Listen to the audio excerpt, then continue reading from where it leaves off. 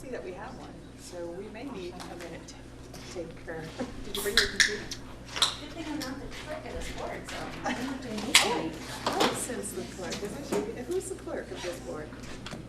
Do you need a minute taker? Is We that do. what you're, I do. I'm happy to. You are, okay. All right, so I'll call us to order at 6:34. Crystal's gonna be, thank you for doing that, Crystal. Sure. Okay. Before we get rolling, I just want to run over, I think everybody was here last time when I read this, but I'll read it again just to sort of set our minds as we go into this meeting. Just to remind you about how we use public comment as an opportunity to listen to the comments, and it's not a time to debate issues or go into a question and answer session between the public and the individual members. Not all issues that you might hear tonight will be resolved tonight, and there may be times when we may respond to the public comment by seeking additional information or by delegating it to Patrick to, with the authority to investigate out, and come back to us. Comments can be made around emotional issues, and understandably so, so I'm going to strive to sort of keep things a certain level of decorum through the meeting. As a board, we are tasked with creating an overall context for everything the organization does rather than reacting to issues. Policy governance enables the board to lead by using a framework of written policies.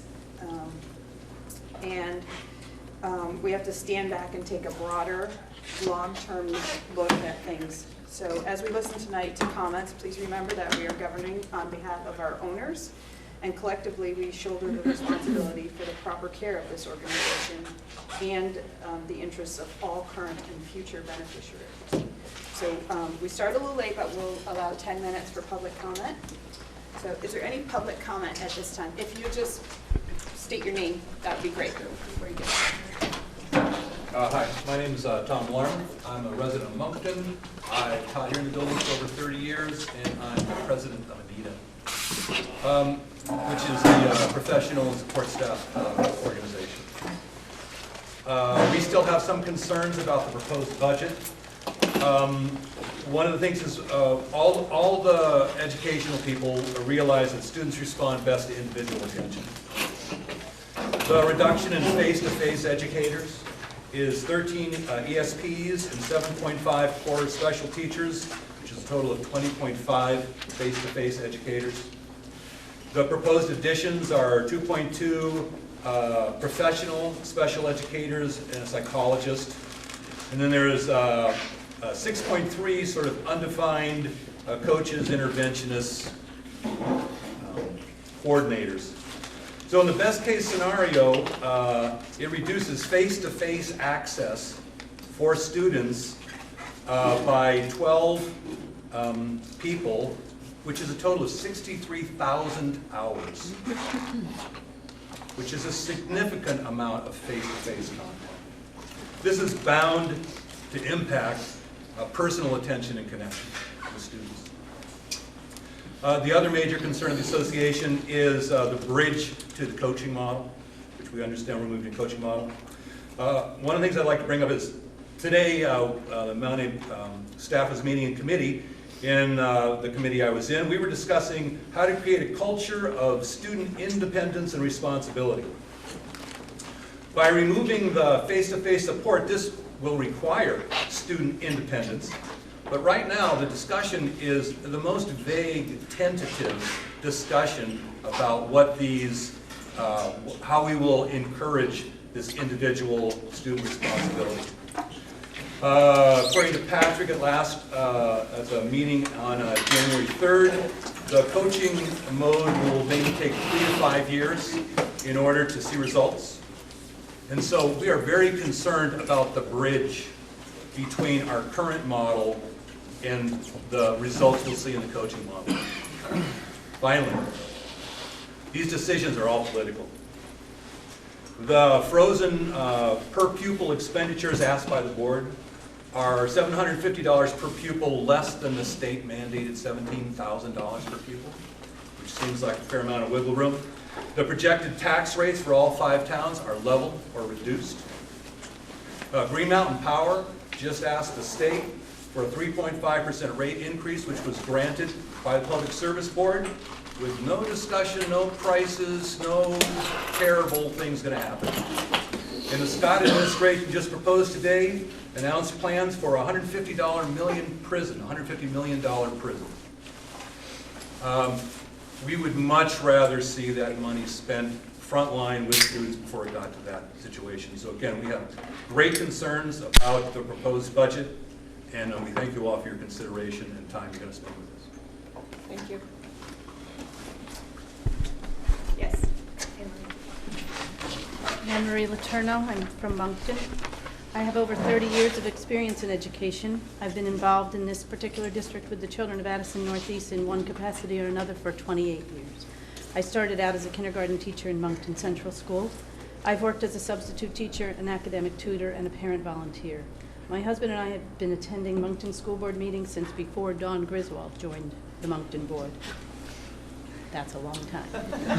I've raised 3 children, run a home-based child care, worked in the nursery at Bristol Fitness, and provided academic and expanded learning support in summer programs. For the past 13 years, I've been an educational assistant, working first at Moncton Central School and currently at the Lincoln Community School. In my capacity as a paraeducator, I've worked as a general educational assistant. Under the special ed assistant title, I have done the job that usually carries the label of academic interventionist. I've also held the job titled behavior interventionist, and I've taken on a combination of both roles as needed. I've spent many hours doing recess, lunch, field trip, and special event supervision as well. During the past 11 years, I've also worked as a program assistant at the Mary Johnson Moncton after-school program. I recently received a reduction in force letter from the district because currently, as a member of the special ed educational assistant team, in just the right place on the seniority list, my number came up.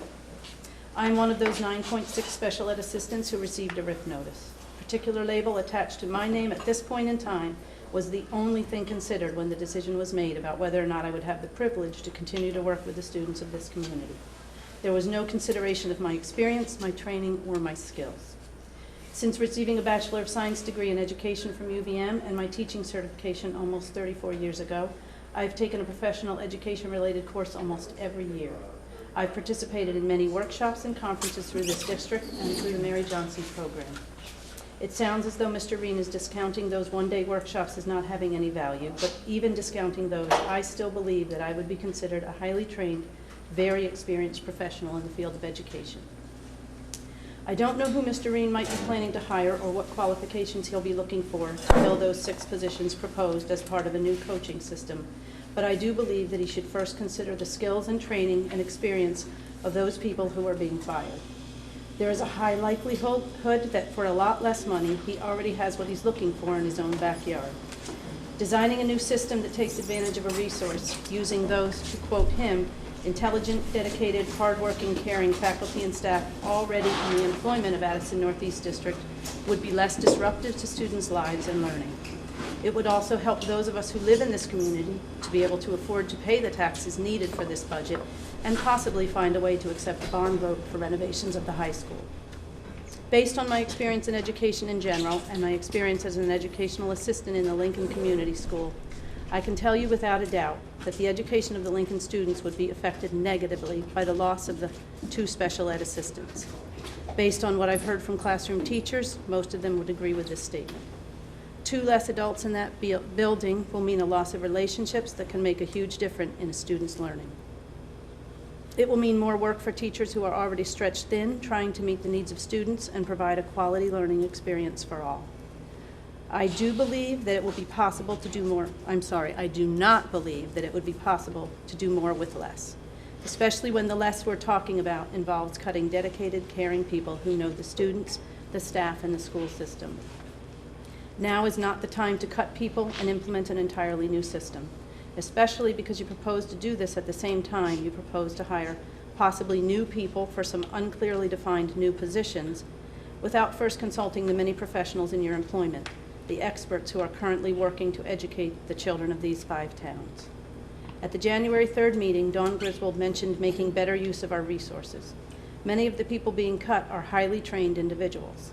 Several of us are highly trained and experienced professionals who are not paid as such. At the budget presentation meeting, we heard Mr. Reen call the faculty and staff intelligent, dedicated, hardworking people. Most of us would gladly accept further training to become more highly trained and have the opportunity to work to meet the needs of students. I also believe that the children's needs would be better met by people they've already formed relationships with, people they know care about them and want to be with them, people who have already been with them through much of their time in school. These people are a resource that should not be ignored or wasted.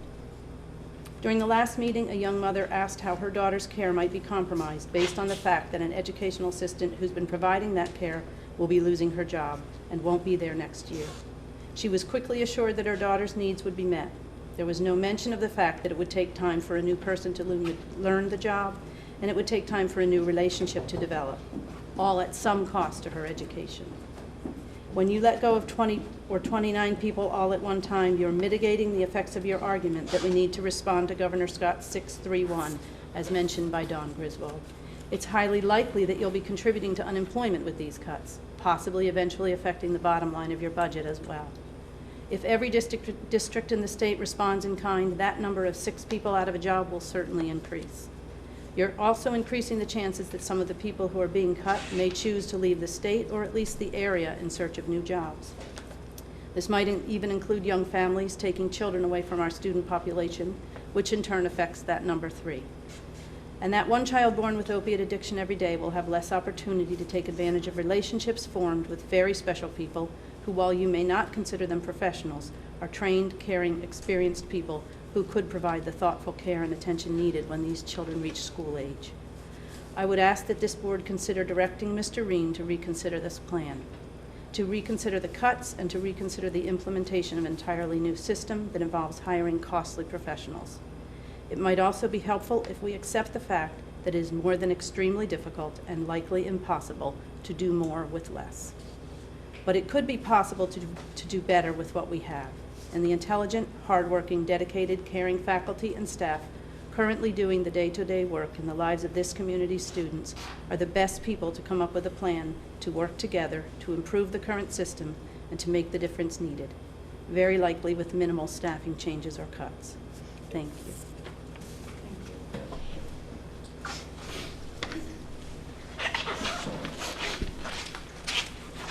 Good evening. I'll try to keep it brief. I have three kind of points, comments to make. I see you have a new budget presentation, and I'm looking forward to that. These comments are based on the presentation that Patrick made December 18th or something like that. The first point is, it seems like the board wants to put forward a level-funded budget. And at the same time try to improve the quality of education in the district. I'm skeptical. You might be able to do that over time. I don't think that you've been given the amount of time to do the kind of thorough evaluation of how to reallocate resources within the system to actually get to a point where you're going to improve the quality of education. And that's my core issue. I think we need to improve the quality of education in the district. The second point I'd like to make is I don't think we're really level funding this. We have a bond vote coming up. I don't know exactly what the cost of the bond is, but there's going to be some significant amount of money that has to be paid every year to support the bond. So you're not really starting out, in my mind, with a level-funded, level-resourced budget. You're taking, an obligation, a financial bond obligation, and every year you're going to have to pay that first, and that's going to be fewer resources that you need to provide a quality educational program. So I think, it's not just level-funded. I think it's lower than that. The final point I'd like to make is that I've been where you guys are. I've been on boards, and a lot of times I think we think, we'd like to do as much as we can for students in our program. But we know we can't propose the world. So what can we propose that's kind of low enough that a majority of voters are going to approve this? I'm here to tell you that there's another perspective that you need to think about. It's not going to make your job any easier. You not only need to think about how low can you go, but you also have to think about voters who are concerned about the quality of education of the district, don't want to see it reduced, don't even see it just maintained. So you got to worry about that block of voters too. It's not making your life any easier, I'm sure. But it's not just how low you go, it's what you're going to do with the money and what the quality of the program is in the district, in the elementary schools and the high school. Thanks for listening. Thank you. Go here and then I'll go. I'm Nancy Cornell from Starksboro. Oh, sorry, go ahead. I'm Nancy Cornell from Starksboro. Just a couple of things I've been thinking about. I've been thinking about how tricky it is for you all to work on this budget in the context of policy governance. I think it's sometimes tricky to know what questions you can ask and within that model and what questions not to. But I do think since it's your responsibility to sell the budget to voters, it's important to ask some really specific questions. And it may be that some of you will need to make motions tonight in order to get the information that I think you're going to need to be able to sell any budget to voters. Among those questions are, what are the projected grade configurations and class sizes in each of the elementary schools, given what you're projecting right now and qualifying the information, knowing that some things could change? That's one of the questions. Another question is, what are the program changes, including the changes in middle school crew sizes and configurations that are being projected with the proposed budget, any proposed budget that you're looking at? I think it's going to be, people are going to wonder and hope and want you to know what are the administrative salary increases that are projected in the budget that's being proposed. I'm curious about when you're going to see, and maybe it's tonight, the full, a copy of the full budget that's being proposed in time for you to look at it closely. And also, I think it's going to be important for you to all to understand clearly how the reductions in force for professional staff and for non-professional staff are would be taking place both, and how that's the same as or different from the way that has happened in the past. So those seem to me, I hope those are questions the board will ask and get answers to before you finalize the budget. I also just want to say that the idea of creating a bridge to the coaching model with perhaps less dramatic cuts in staff done more gradually over time, given the cushion that the consolidation tax incentives have provided, may be an important move to consider. Thank you. Andy? Yeah, and along those lines, the meetings that have gone on, it just seems like too much too soon. If there's a lot, Patrick said, in answering a lot of questions, I don't quite know, we don't, we're working on it, it's a work in progress. And I would echo that it seems like we just maybe could slow it down if possible to do that. One of the things was just looking at the last 2 weeks at the legislature, all the testimony that's going on the DMG report, the special education report from UVM and so on. There's going to be a lot happening, certainly over the next few years. And then with the DMG report, I was just looking at what they put out as a very brief, I thought I had it here, a very brief executive summary And in there, they suggest that this process be engaged by all the parties, the teachers, the administration, you know, that everyone should be involved and a part of this process.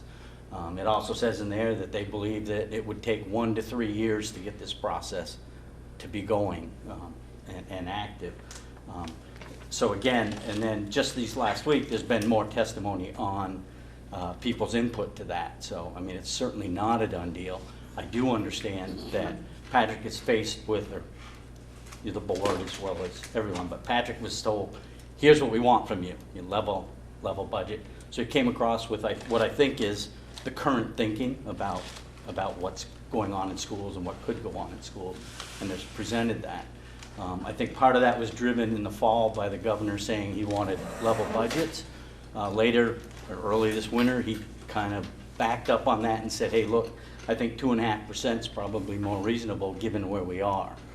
And I think that's a consideration that perhaps you guys could do, would be to possibly look at this and say, look, we're in transition. We're going to need the time to train people, to get people, to do these jobs, to do a lot of work. And maybe it would be time now to fund it 2.5%, not lose all those folks, utilize those folks as part of the transition, part of the planning, free people up for time for meetings and the kind of things it's going to take to make this thing happen. I think that 2.5% would fit in with you know, the current set of numbers and reasonable set of numbers, you know, coming up with still a number way less than the 17,000. I think it increases it by like $300 and some or something, and 4 cents on the rate. You know, the numbers that I'm sure Patrick can come up with. But and there's a whole bunch more that I could talk about, those items that I think are driving where we are. But I think that what's going on in the legislature and with these studies, the ones that we have, the DMG and the new special, that there's caution in all of those to slow it, to not just head over the deep edge and do that. So from my perspective, I think that you guys might consider something as high as 2.5% and see where that comes out. And it would allow for a transition also for all of the staff who are going to have less than, about 5 months to find new jobs and still try to maintain their full-time job here. I think that, you know, some compassion along that line would be a good lesson for all the students as well, that you know, we're thinking a lot about the people that are here and how to utilize those. You heard from Anne Marie about, you know, maybe there's a way to deal with a number of these people. There are no job descriptions and whatnot at this point, but there probably is not going to be time. These people need to go find a job and provide for their families. So it would seem to me that, and I'm not saying just push it off for you, I'm just saying a transition period, so that you can review this in a year and say, yep, you know, with those 29 we thought we still need to lose 20, but we're here and we're doing this. And I think you can afford, and I think the budget and I think the taxpayers could support a transition to that. Thank you. All right, we have like 2 more minutes, so I'll take one or two short ones, or Sam?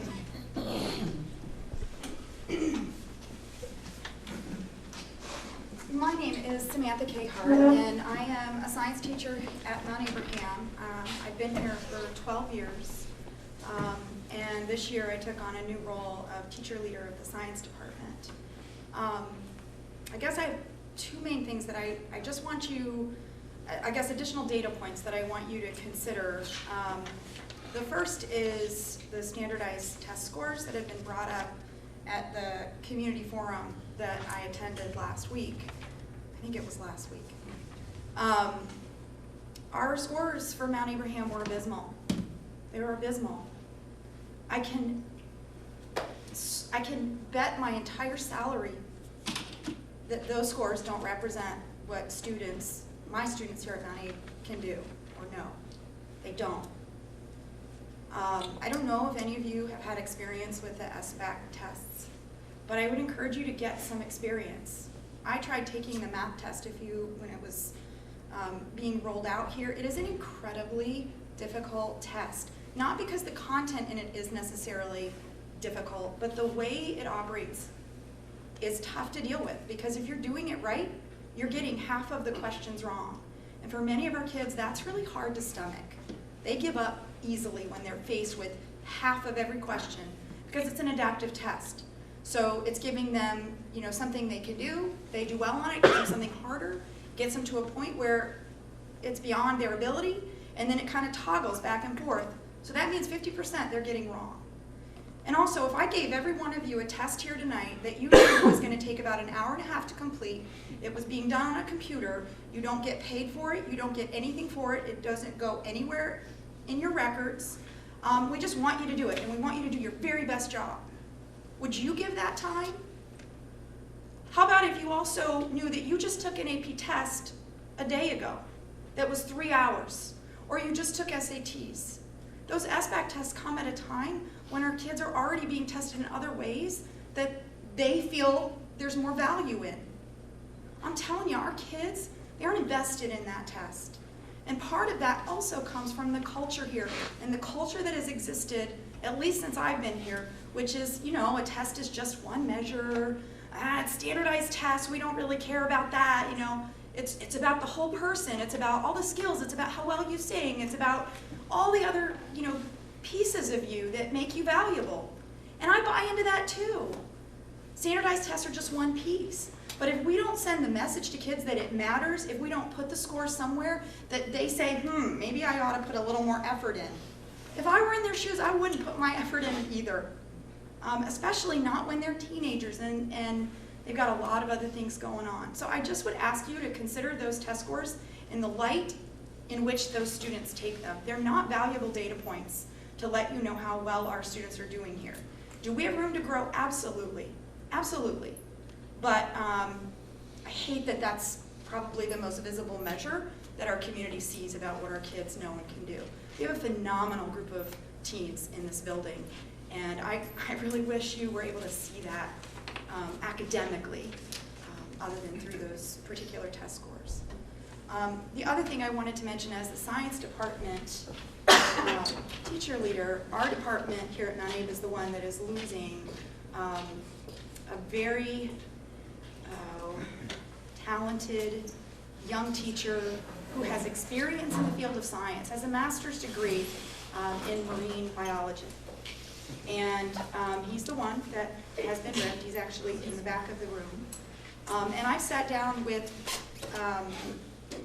a spreadsheet to try to figure out how I'm going to cover the loss. And it's going to be difficult. Can we do it? Yeah, we can do it.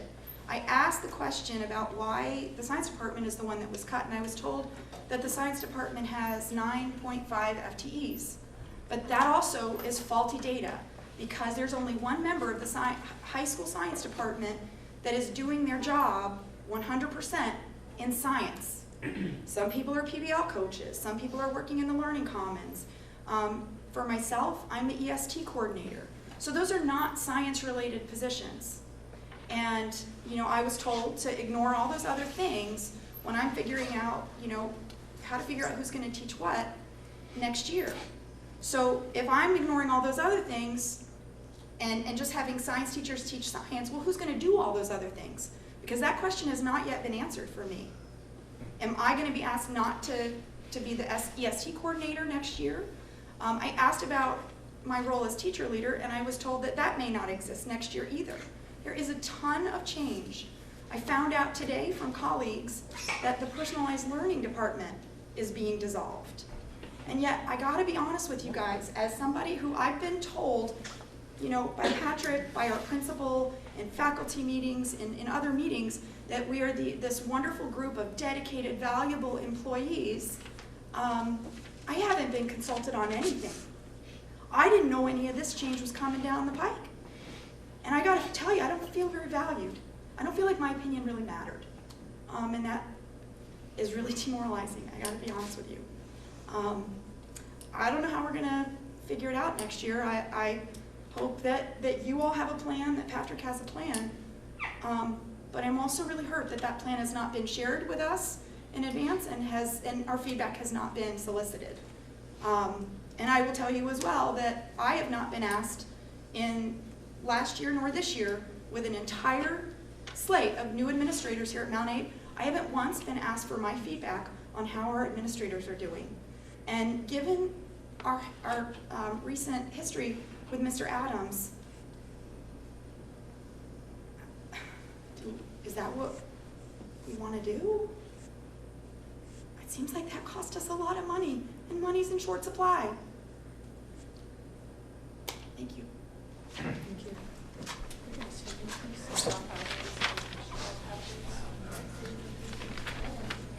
I'm going to move on to the board's agenda at this point. There'll be another chance for public comment later in the meeting. So the next item on our list is the consent agenda.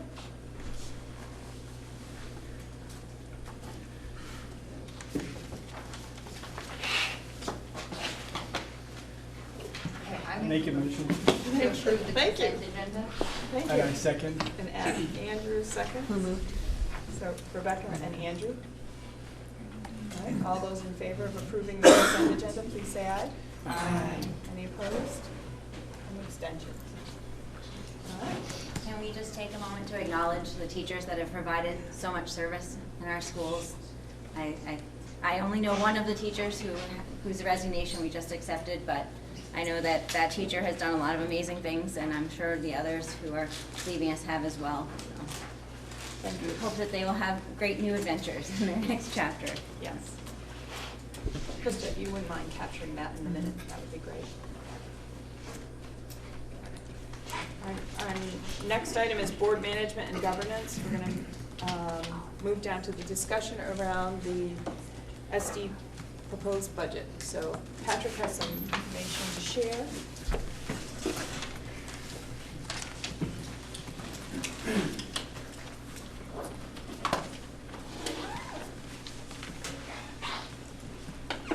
So many of these slides are the same as the presentation on January 3rd, I think it was, and even similar to a presentation this board saw in December, which is similar to the presentation that the entire faculty and staff saw in earlier December, I guess. So I'm going to kind of skip to some of the updated slides.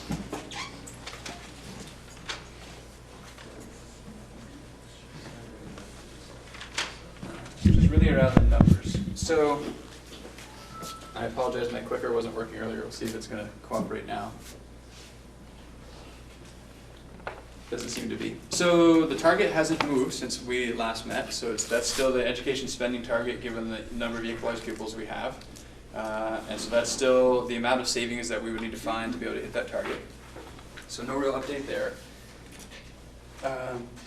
Similarly, again, it's that same target and the same changes anticipated to be able to hit that target.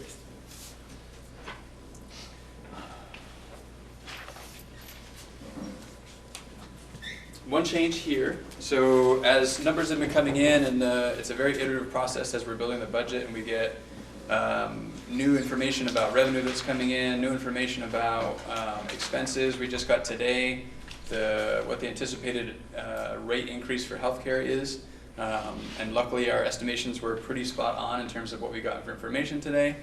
But as these changes have come in, I think as we talked before, and as we were looking at the different reductions that were needing to be made to be able to hit the target, I had mentioned that in terms of looking at the PICUS report, looking at EQS, looking at the DMG report that folks referenced tonight, the one area after all of the reductions we were looking at that we actually were either at or under in terms of ratios was in the area of administration. And this was a reduction of 0.45 last time. But with some of those sort of fine-tunings coming in with numbers, I've changed that to a 0.3 reduction. So that's a change on this slide from the last thing that you saw.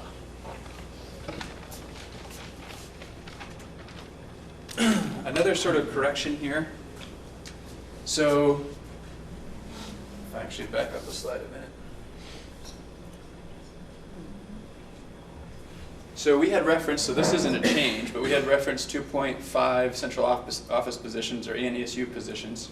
And when we were talking about the reductions or the additions, it had included inadvertently that 0.5 reduction and what was 8.5 didn't include that increase of 0.5. It only included sort of the net change.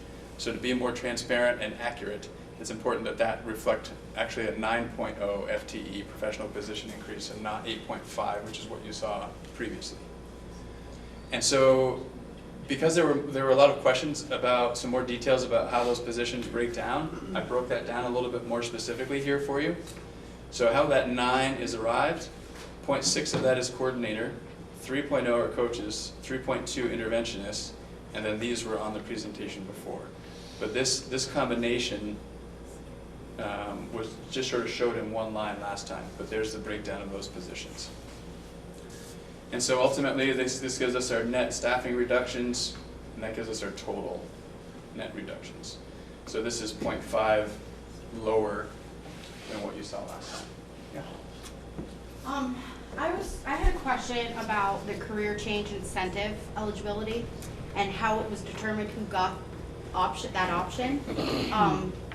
Simply because I know that a teacher took that option, and I was under the impression that that was designated for some of the 16.16 support staff to have the opportunity to receive further education, to potentially go for some of those other positions. So they're sort of two separate things. So we offered both a career change incentive for support staff, which was the first time that that's been offered to my knowledge in Addison Northeast. We had 3 people express interest in that, and those 3 people were granted that career change incentive. I don't believe it's the expectation that any of those 3 are going to be pursuing anything further in education. And then we have the professional staff career change incentive, which was offered to an unlimited number of slots. And everyone who expressed interest in that was eligible was granted that. And eligibility requirements are 20 years of teaching service in Addison Northeast. And so the folks that had expressed interest in that were eligible and were granted that. So the connection to folks being able to get the additional training to take some of those positions isn't one I'm following. Okay, so I guess it's misleading, career change incentive program. You're basically offering them severance. Is that true? Am I understanding what that is? Some of the people actually are going to continue to work in a different field, and the money they get as accepting this career change incentive gives them that sort of safety net to be able to go and do that. Others are just retiring, and it does work as a severance package.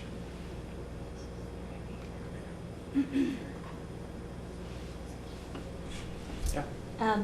Can you tell me the 3.0 coach positions, are they specific academic subjects? Or can you also tell me what the coordinator position is?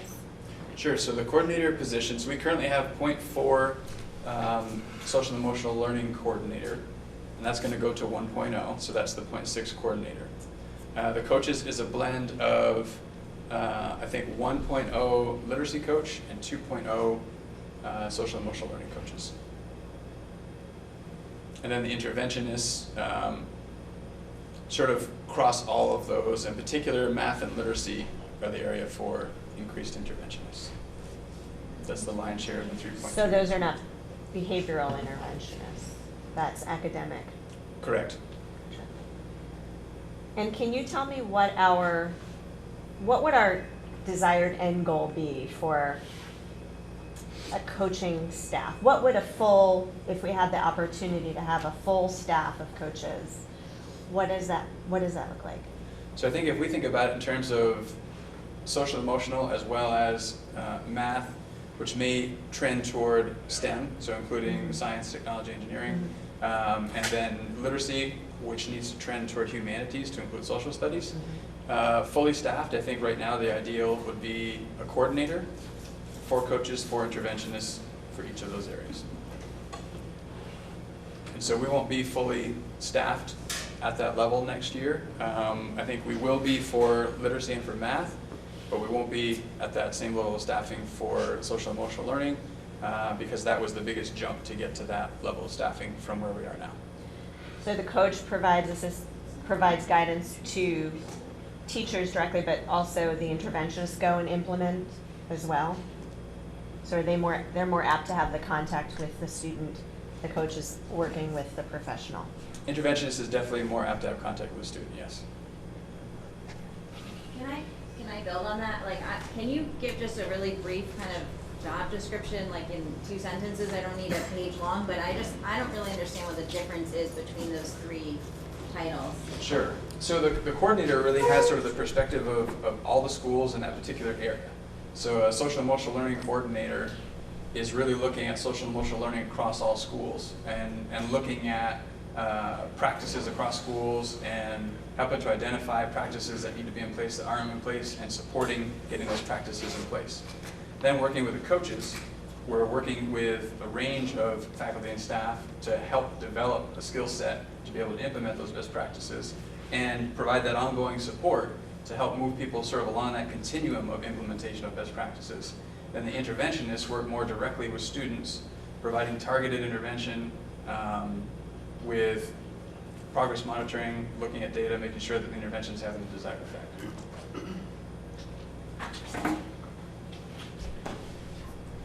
Aaron was first.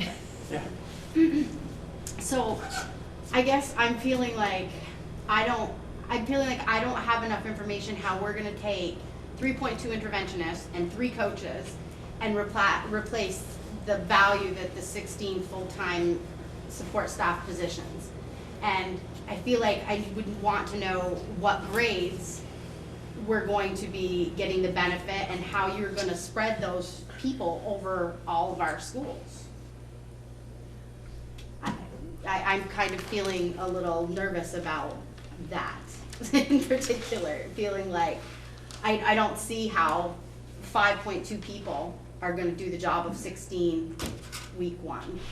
And I can see from an age perspective, as far as students go, the younger students certainly need more attention and help, but at the same time, the older students are getting closer to graduation, needing to go out in the workforce. So what kind of research has been done on, and what kind of thoughts have you come up with as far as how we're gonna hit those ranges?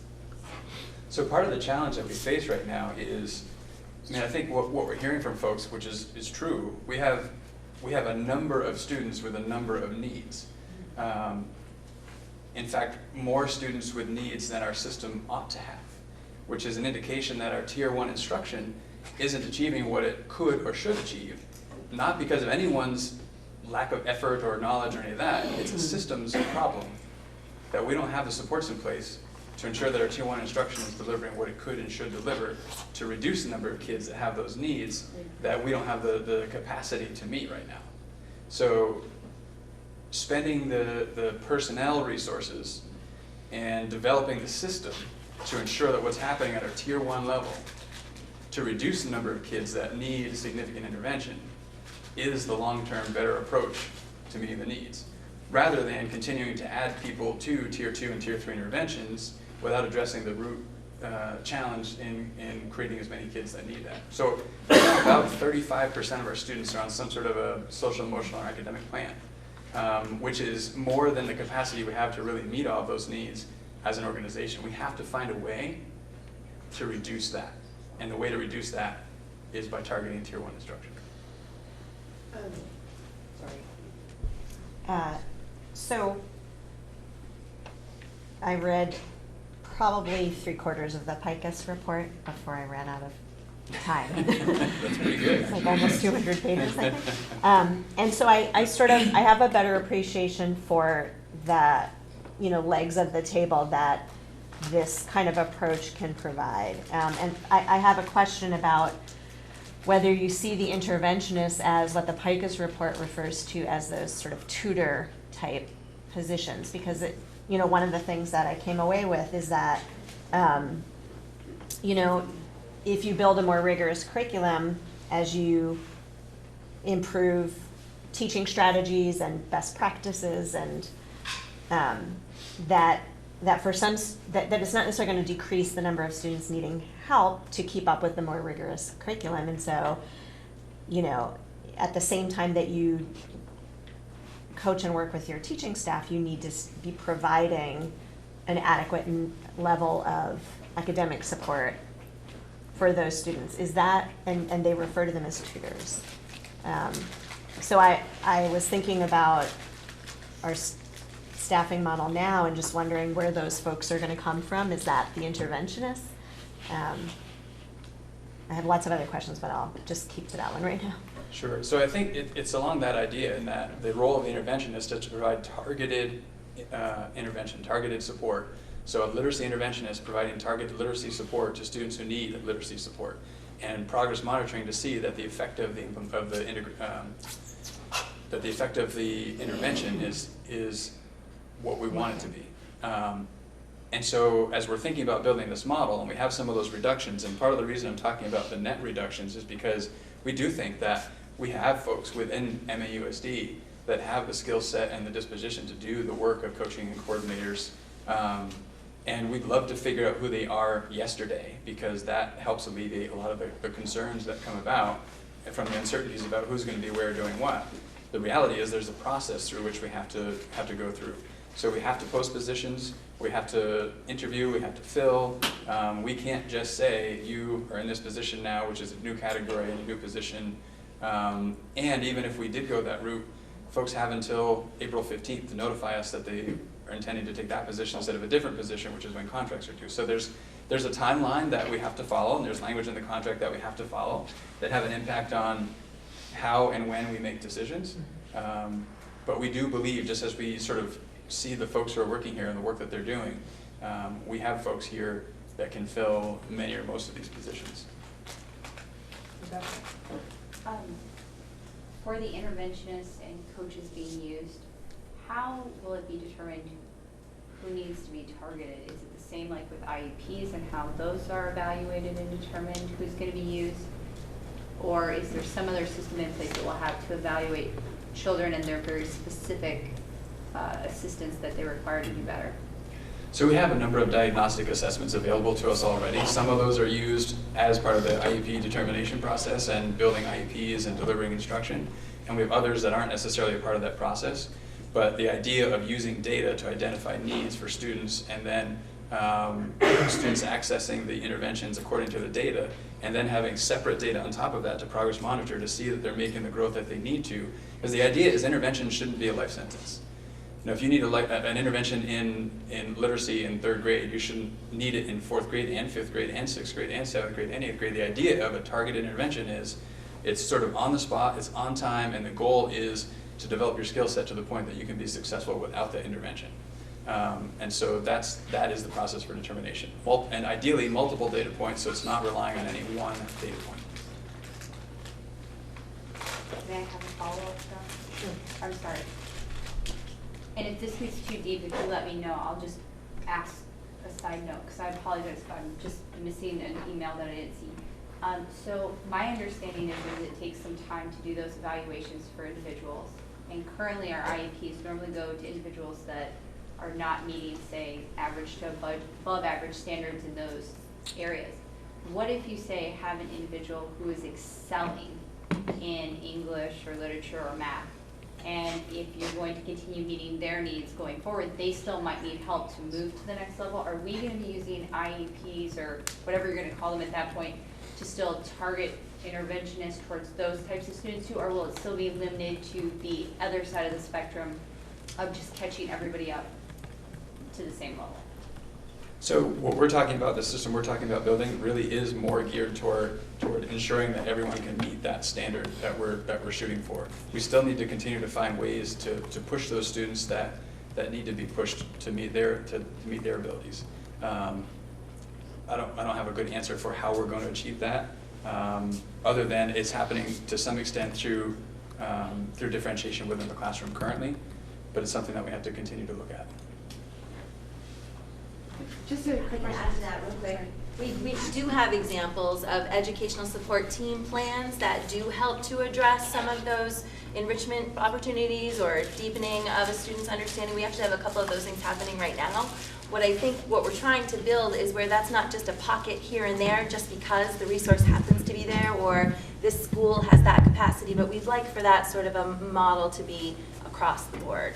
So there are little examples of that where it's happened in the past, where I know there's at least two where that's happening currently. It's just we're trying to systematize it, and I like your point of making sure that we're doing whatever we can to meet all of our children wherever they are and to continue to grow. Our EST process should be able to do that for us. Thank you. So just a quick question. So we have, about 12 special ed assistant and general ed assistant positions which are being cut and then kind of backfilled by the interventionists, but the 1.2 special educators. And I know you were saying that, so is it like 35%, right, of our kids are currently requiring some kind of a higher level of service. So we're anticipating those same students are going to require, we're not removing services heading into the fall. So I think my question is, are we increasing other people's caseloads while we're trying to decrease these kids off of the higher level service to get them, because I hear that rigorous universal instruction and there's pieces that we need to build, but what do we do during that gap where we're trying to build those services if we don't have the people to kind of staff those kids that we know going into next year we're going to have 35% of potentially of students requiring this level of service that we're still currently offering with the staffing levels that we currently have. Yeah. So, I don't know what that looks like. Well, and I think what you're speaking to is the gap, that bridge that Tom's been talking about. Right. He mentioned it tonight, and he mentioned it a couple of weeks ago. And that is something that we have to figure out. It's a challenge. We are in sort of a tricky spot in where we have to start looking down the road and be thinking about what systems do we need to put in place and build to get us out of the cycle that we're in now. Yeah. And yet it takes some time to get there, and so how do you bridge that gap to make sure that students are getting the support? And we have a lot to figure out of exactly how to do that. And that's the challenge in figuring out exactly who's going to go where, doing what, given the timeline and the factors that contribute to being able to figure that out. And we can have ideas right now, but they're simply ideas. We may think we know somebody who'd be good at doing X. We have no idea if they have any interest in doing X. And so how that all plays out is a really difficult thing to imagine, and it just has to go through its process and take its time to arrive at the clarity that we all want. Allison? So the 5 career change incentive letters that we got, were any of those people part of the 6 core teachers that you were planning on? Were all 5 of them? So I actually have I have one other letter of resignation I just received today from a K-6 classroom teacher. So that actually gives us a total of 5.5 FTE K-6 classroom teachers who have submitted letters of resignation. And we have 5.0 FTE reductions in K-6 classroom teachers, so I'll let you do the math in terms of what that means. And we have 1.0 FTE non-classroom teacher, K-6, who submitted a letter of resignation. So those are factors in determining whose days who goes and how that all works. But we're still working out, Tom and I have met a couple times, we're still thinking through and processing exactly how is the determination made as to which folks need to get notifications that there isn't a position for them next year. One way is by a single seniority list, another way is by individual seniority lists, and where we land on that determines, to some extent, who the actual people are that get notified. So we can't know precisely what that means even yet until we have more clarity on the process that we have to follow contractually to get there. So some of the people who are leaving were not the targeted positions that you were planning on eliminating. Like, I'm assuming you knew which 5 positions in which schools were going to be cut? And there was one in Mount A, right? So if the career incentive changes did not fulfill that, how are you going to, are you going to do, like we were talking about during Act 46, are you going to move a teacher from one school to another? Are you going to do that with support staff in order to ensure that there aren't too many? Because if you just go through the seniority list, you might end up with 7 people from one school leaving or being riffed. So, I don't know if I'm getting too much into the weeds, but. Very close. They're highlighting the complexities. Right. Which we don't have the answers to at this point. And that's why I sort of stopped short in saying, we know we're reducing 5.0 FTE classroom teachers, and right now it looks like that's 1 classroom teacher per elementary school. And we know we have 5.5 FTE letters of resignation from K-6 elementary classroom teacher positions.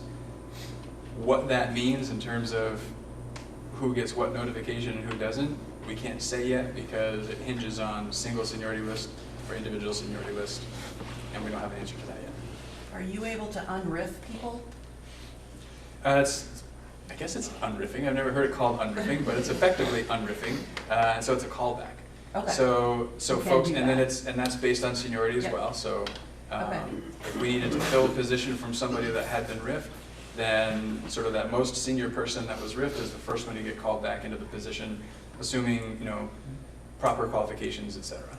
And that's defined by contract language Also as well. defined by contract Right. language. And then, sorry, I thought, based on what Samantha Cahart was talking about, my assumption when you came up with essentially the list of people that, the positions that need to be reduced, I assumed that the superintendent talked to his assistant superintendents and then you also talked to the principals, who then talked to their team leaders, and who then talked to their colleagues about what they could do. I assumed that that had happened and that was guiding how you were making the recommendation to us as a board, but it sounds like at least one team or teacher leader was not consulted, and I don't know if you, and it goes also to what Anne Marie was saying about the support staff. And I don't know how you do this, but if you don't consult the people that are doing the work, they might have ideas about ways to do this. And we've had this conversation before. I feel very, very strong sense of deja vu right now from, where are we, 2018? So 3 years ago. It's the exact same conversation we were having back then. I'm just afraid that we're not, and we don't know what the bridge is, so we don't have enough information to go forward while understanding taxpayers don't want to pay more taxes. Andrew?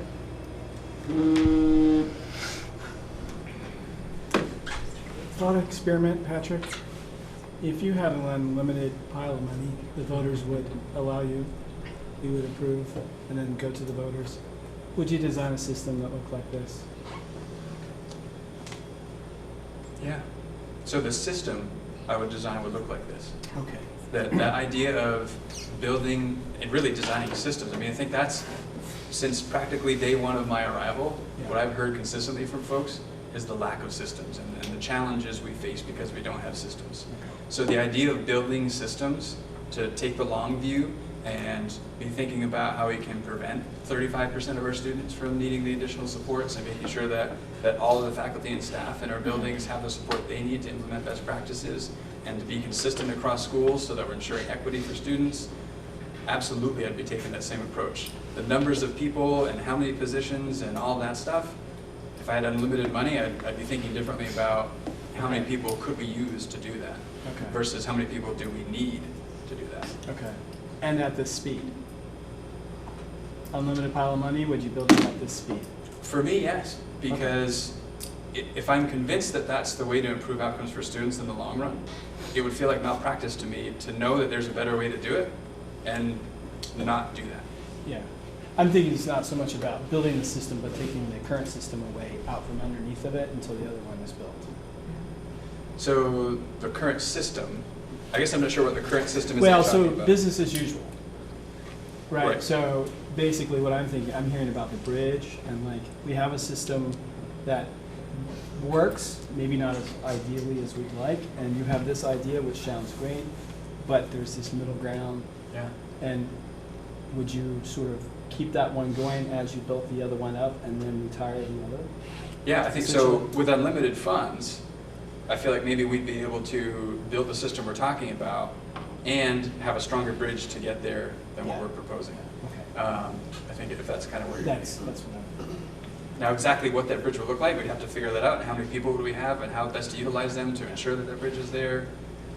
It's not solved just knowing there's more money, but there's a lot of things still, but. Krista. Are you all set? You had your hand up It's before. okay, go ahead. Are you sure? Yep. So a couple things that have been said that I wanted to reflect on. I think that we have to get in the weeds in a way because the budget is means and we're charged with dealing with the budget, even if that's not our sort of policy governance model. I think maybe you brought that up once, Liz, a while ago, that in a true policy governance model, we probably wouldn't be doing anything with the budget, but we are. And so I think it's our responsibility to ask questions that might get more specific than we would otherwise. And a couple things concern me in that respect. I don't think I'm hearing enough to make me feel confident that, and I'm a systems person, I love systems. I think I agree that maybe what we're doing right now is not the best we could be doing. But I'm not hearing enough that gives me the confidence to believe that this is not too quick to be a detriment to some of our students. And I'm also really concerned about the staff piece, which if you can talk more to how this is communicated among the staff, I'd love to hear that, because I agree that it does seem like deja vu, and we had a whole RBO process to ensure we didn't have this sort of feeling. So we, you know, if we knew that there had been really good communication among all the constituents and that the plan was arrived after all of that, I think it would be easier for me as a board member to trust the recommendation without needing to get too far into the weeds. But without evidence to the contrary, feeling like maybe that process didn't happen really concerns me and doesn't give me that confidence to say, you're the expert, I believe in your recommendation. And I also wanted to, I guess, remind myself, remind our visitors, remind everybody here that we started out by saying, let's see what level funding looks like. But I think we agreed that we weren't necessarily committing to that. That we wanted to see what it looks like, and we could say, it feels like too much. And right now, where I sit is, it feels like too much. I don't know what I understand or can't even begin to understand the pressures that you must be feeling in terms of, keeping us going in a fiscally responsible way and being really proactive, and I really appreciate that. But we do have wiggle room, and I would love us to create really solid systems without totally pulling the wheels off the bus in the process. So that's kind of where I'm at right now. Sure. So I think you've highlighted the reality that there is wiggle room from the board's perspective.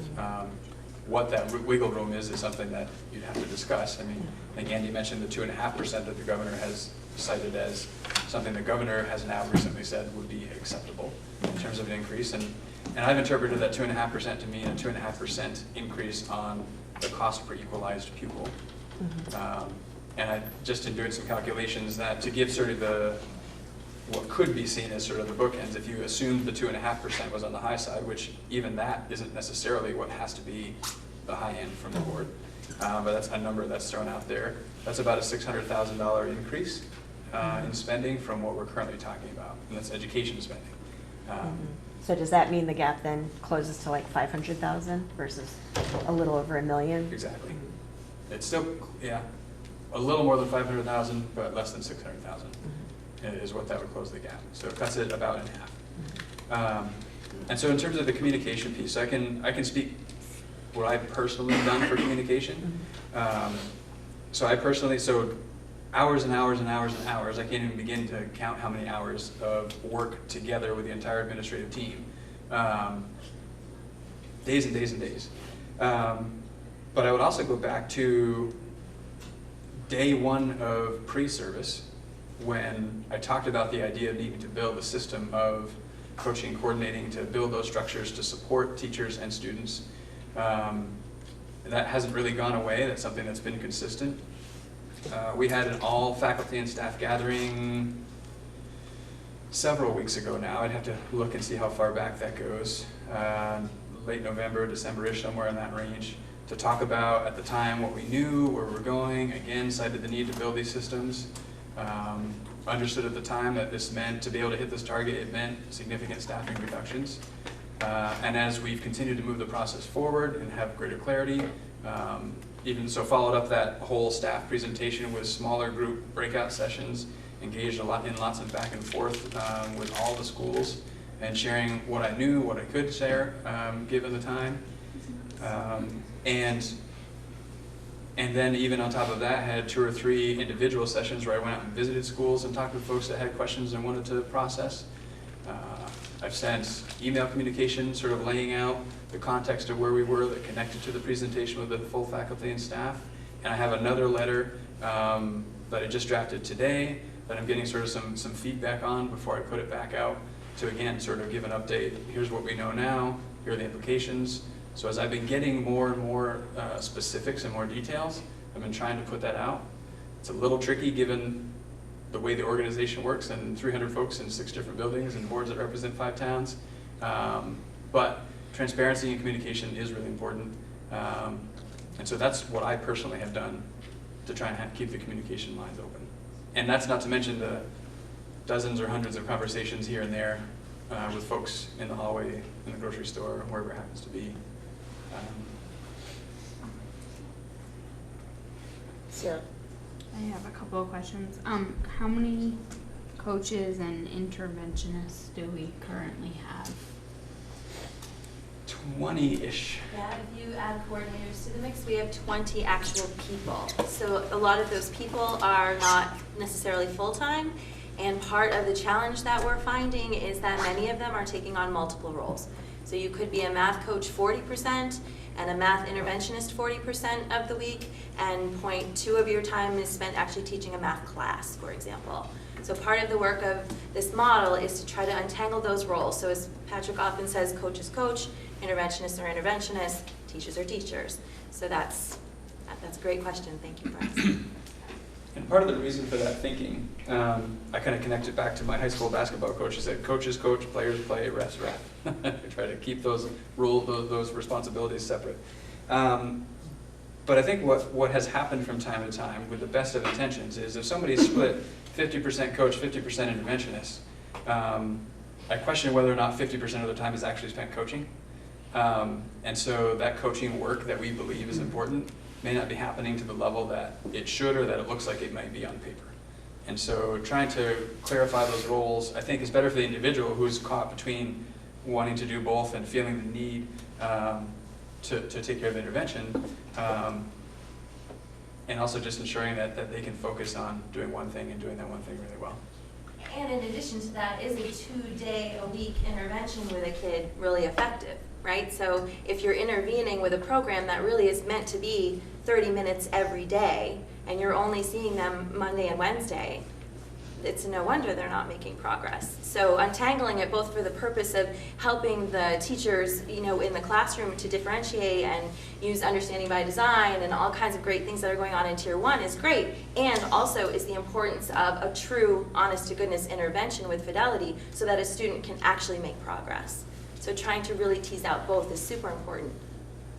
And how do you incorporate the coaching time? How do you actually instruction? I'm just curious, how you envision that being done. Well, so I think it's happening Or some how now in it's certain happening. places. Yep. And I think it happens in different ways in different schools. I think that's a challenge, is finding the time for this to happen. And that's a challenge that we know we need to work through as we're trying to build this model. having coaches doesn't do us much good if they don't have time to meet with teachers and help everyone move along that continuum and provide that job embedded ongoing professional development. I was thinking it also from the perspective of teachers don't have a whole lot of extra time, especially when if you remove staff from the room or things like that to actually get, or they're teaching first grade math while you're teaching math, so it's hard to actually make all that happen. So I don't know what the plan is for timing, but just as a side thing, it sounds, the part that makes me the most uncomfortable is the climate that can happen, the climate changes in a building, especially with faculty and staff with massive changes. And so I worry, besides the money piece of things, I do worry about that part of the story, whether it's the communication before or actually the implementation. I mean, at some points, if you actually don't like a professional's instruction, then is it not an evaluation issue versus, because you don't want it to become insulting to really qualified people too. So I do question the implementation, how to do it in a nice way with the proper amount of time. Yeah, and I mean, so as it currently stands, so the charge that I have is reduced by almost $1.2 million and improve outcomes for students. And I don't think we can tweak our way to $1.2 million in savings and improved outcomes for students. And so as I wrestled, and as we wrestled as an administrative team, and thinking about how do we reduce $1.2 million in costs and improve outcomes for students, that is what prompted, if we're going to have fewer people, we need to make sure that the people we do have the support they need to be doing their best work with students in the classroom. Because as many people have said, and I don't disagree at all, the most important thing in an education system is the interaction between the adults in a building and the kids. That's where the magic happens. But magic doesn't just happen on its own. And not everybody has the same level of ability to implement best practices and help move students' learning forward. And to think that anyone, at any point in their career, has everything figured out and they don't need any support to improve and there's no room for them to grow, I don't think is the way organizations stay viable. No. So we have to build a system for everyone, as much need as they may have or as great as they may be, to move everybody along the continuum to ensure that what is happening in those interactions between adults and students is the very best that it can be. Lots of people having lots of interactions that aren't necessarily the most productive interactions probably isn't the way to improve outcomes for students. Building a system to ensure that there's support and making those interactions the most valuable that they can be, I think is the way to improve outcomes for kids, especially if you have fewer people interacting with kids. But even with the same number of people interacting with kids, we need that kind of system to ensure that the best work that's happening with kids is happening everywhere. Andrew. A couple points. First, Patrick, thanks for putting this together, because it sounds like I'm now learning about how this works. You have to do a whole lot in a short amount of time. And you've taken quite a bit of heat for it. And ultimately, we gave you the number to work with, so that's what you had to work with. And I think what I'm hearing, maybe to advance the conversation a little bit from the community forum at Holly Hall, and what I'm hearing tonight is that I like your plan. I don't like the timeline, and I don't think that's your fault. That's our fault, because we gave you that number to work with, and so you had to move. And so I'm wondering, as a challenge to the board, if we can think outside of the one-year budgetary cycle. How do we sort of build this bridge to the system that you like without gutting the system that we have?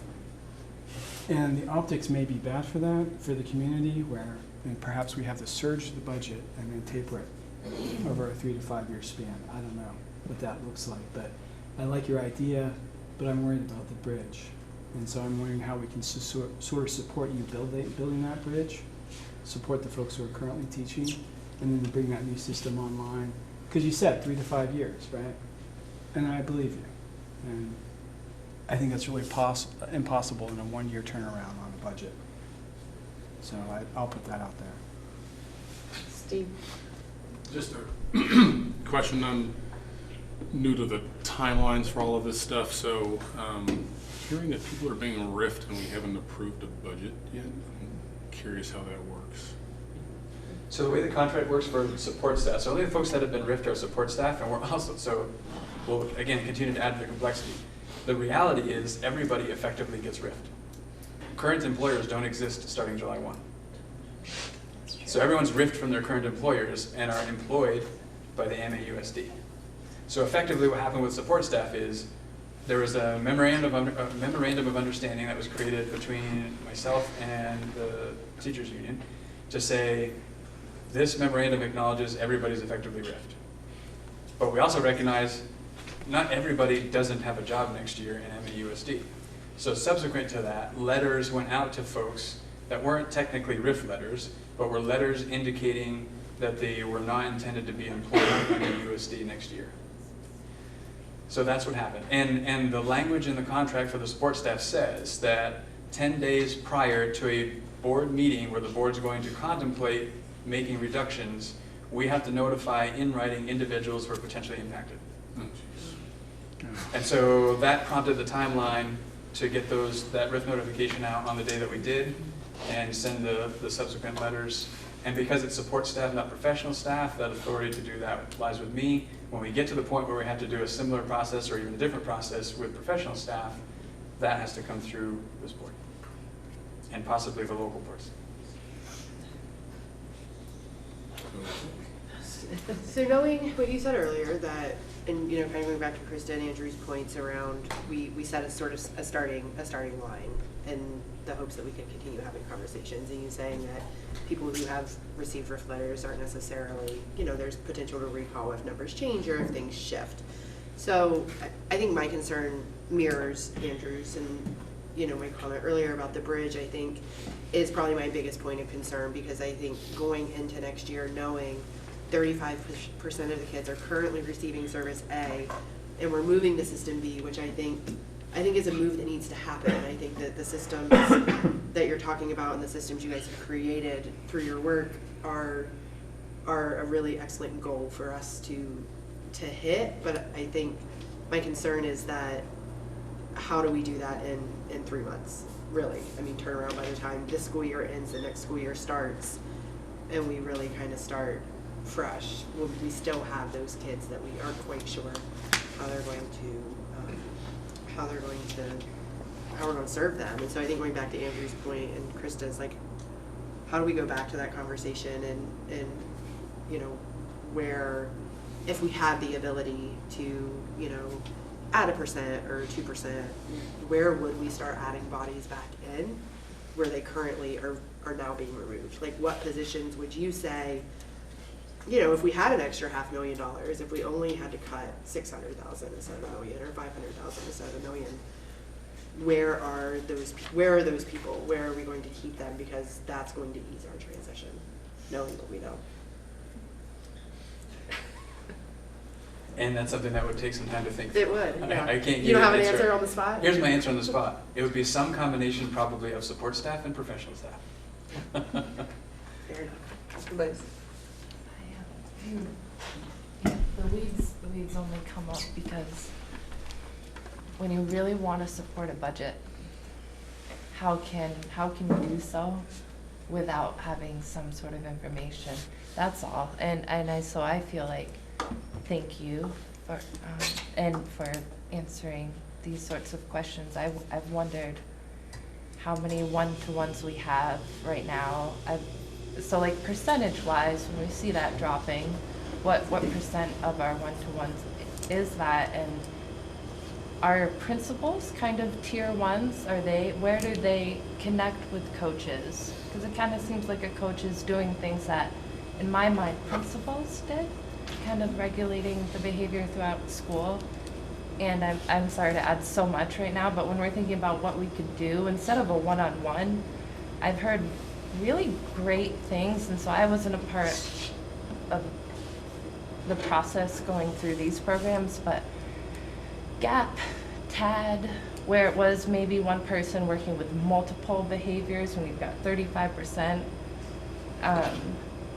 So it wouldn't necessarily have to be a one-to-one, but whatever those programs look like. I don't know what that was, but would those things help us bridge the gap? I mean, there's so many things that I don't understand about the complexities, but there's so many options too.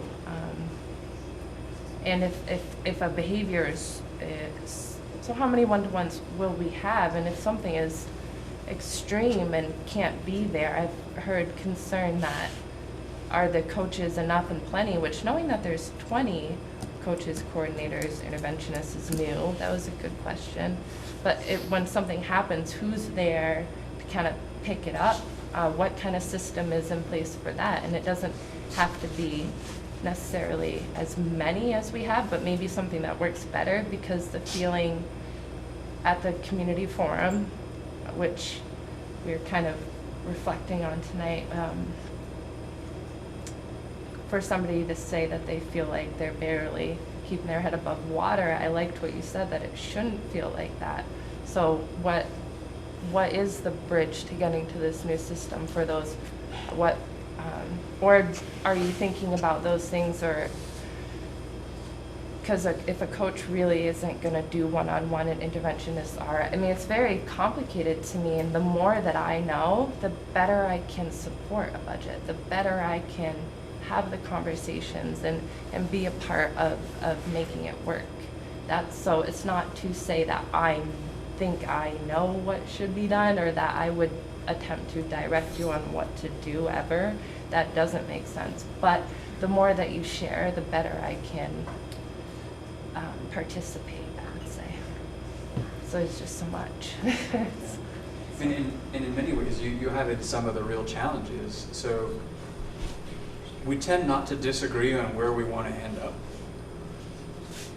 But there's so many, it's not a black and white kind of business, and there's an art and there's a science. And there's so many different perspectives and thoughts and ideas that there isn't a decision that can ever be made on how we get to where we want, even though we have consistency in where we want to end up, that we all agree with and everybody feels is the right decision. So the challenge is weighing all of those different perspectives and thoughts and ideas and ultimately making decisions. Sometimes there's so many different ways to go about it that it can be paralyzing and we don't make decisions, which I think is the worst thing to do. I'd rather make a decision to try and make an improve outcomes for students and find it was the wrong decision, because I'll learn from that. And the next decision will be influenced by having made that mistake. It's what we ask kids to do every single day. We learn from our mistakes. And if we don't make decisions and effectively don't make change, then we can expect the status quo to remain forever. And I think we've agreed the status quo is not something that we're accepting. Jen? I was wondering, since we've been discussing for quite a while now, do you think it would be a good time to mention the survey that we did following the community forum? I know Patrick has a few okay. new slides that he wanted to get to that we just haven't Part is gotten. an update on tax rates, which you might want to know as we move forward with this. But I do have that is the plan. And as you talk about the survey, I brought some information that takes a look at what estimated tax rates might be at 2.5%, so again, to kind of give you a sense of the impact. So I think we've covered this page.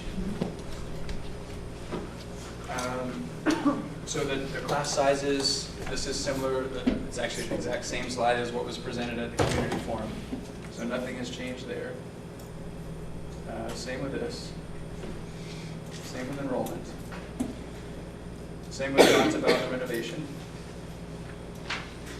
This has changed slightly.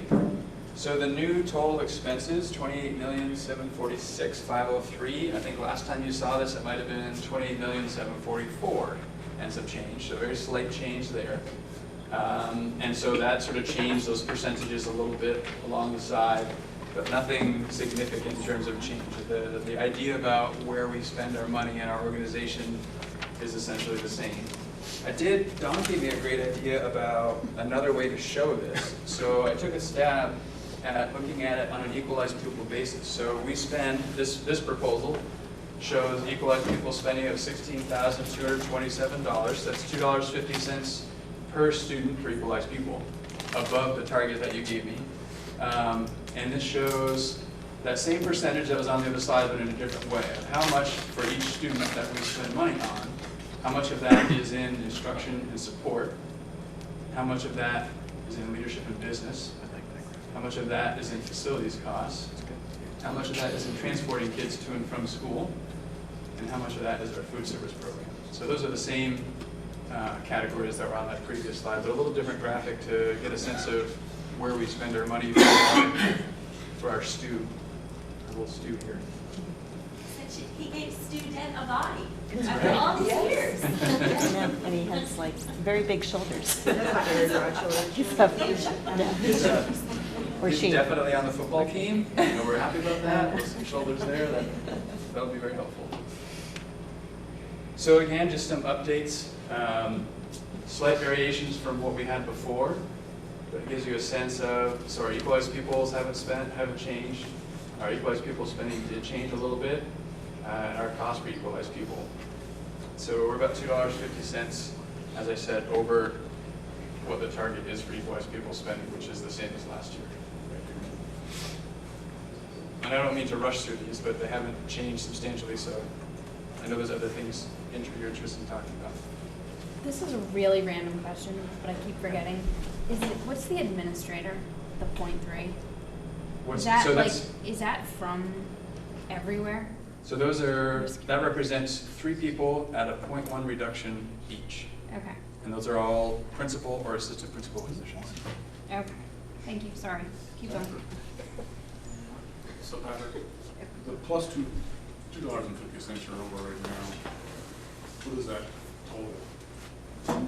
That totals about a little less than $4,000, I think. Okay. So in terms of our discussion, plus or minus in the budget, that doesn't affect. Exactly. So the target is $24,501,000, and we're at $24,505,000. Okay.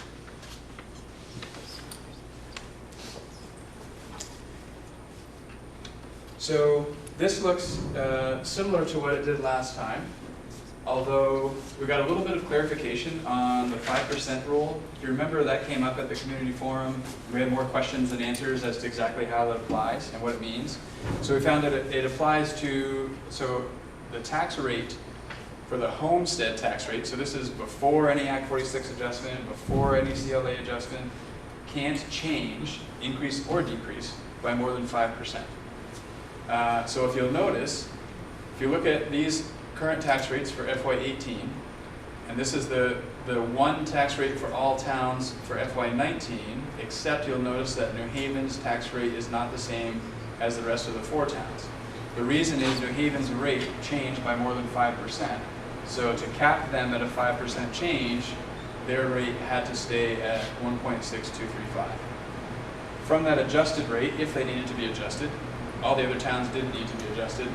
We then take off the 8 cents for the Act 46 incentive, and we have this new adjusted homestead tax rate, which then gets multiplied, or divided actually, by the CLA to produce your tax rate. A big change here, the CLA that was reported here at the community forum for Moncton was 87% and some change, because that's what, at the time of building the budget last year, we had. It looked like at a meeting this summer, I think in August, the select board approved sort of the acceptance of a new CLA, which was actually used to produce the tax rate, and so this reflects that change based on that new information. So I think before we were showing like a 30-cent reduction for Moncton in this overall tax rate because of the 87 cents going to 100, or 87% going to 100%. Well, now with that going from 104% to 100%, we're not seeing that reduction. And I realized sort of as I was reflecting on that, on the last presentation and at the community forum, that this required a lot of people to do a lot of math, and I thought, let me just do it for them. So here's the change in tax rates, just to simplify that a little bit. And so this looks at, there's some rates in between that we could talk about, but this looks at before anything, so before Act 46 and before CLA, the homestead tax rate, and then it looks at the property tax rate after the Act 46 incentive and the CLA. So this is more or less what people are more interested in because that's sort of real dollars. So you can see it's a 0.6 of a penny change in Bristol, 11.65 cents in Lincoln, and that's a reduction. An increase of about 0.7 of a penny in Moncton, an increase of about 1.5 pennies in New Haven, and a decrease of about 3.5 pennies in Starksboro on the tax rate. But I will point out, had it not been for the effects of CLA and the effects of the Act 46 incentive, you're looking at more substantial increases over here. And I'll also remind you that this 0.0773 is capped. So that would be higher than that if it weren't for that 5% cap. And I'm pretty sure that this is obvious, but so the projected tax rates you're showing are based on this level funding, the ed spending for equalized pupil budget that we are currently considering. And so any increases that, if this board decided to go that way, would presumably make those numbers go more positive than they are now. Not presumably. They would. For certain. They would. And how much just depends on what the amount of increase is. And I have some estimations. I'll pull that out. It's in my briefcase. I'll pull that out as the conversation's happening about the results of the survey, and I'll have that ready for you post-survey conversation to share if that was the direction you wanted to go, what the impact would be, in particular on these tax rates over here. Is it kind of, my impression is, or to the best of my understanding, that even once a budget, whether it be the renovation or this, is determined and voted on and given, that the conversation's not over. The time for people to be heard and talk about how it's going to happen and what it's going to look like can definitely rigorously continue about who's going to be where and what it's going to look like and how things are going to happen. So that's one thing that I don't think I thought was really important when I started to think of it that way, that this isn't the end of the conversation, it's just... And you just highlighted a real challenge. So, and this is no different in a normal budget year. It's only multiplied in a complex budget year. What we think we know at budget building time and what we find we know September 1st, very different things at times. And up to and including the tax rate. The tax rate is actually set, so they determine the yield after they know how much money as a state we have to raise to pay for education. And so the yield is used to determine the tax rate. So they may need to adjust the yield up or down, which can have a positive or a negative effect on your tax rate, after we've all approved budgets as a board and then approved them as taxpayers, and then they really solidify the yield, which actually solidifies the tax rates.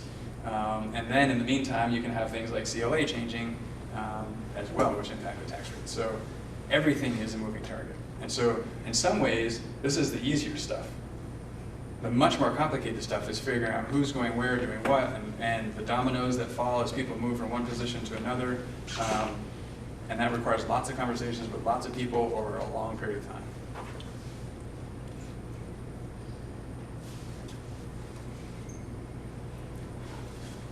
I think that's my last slide.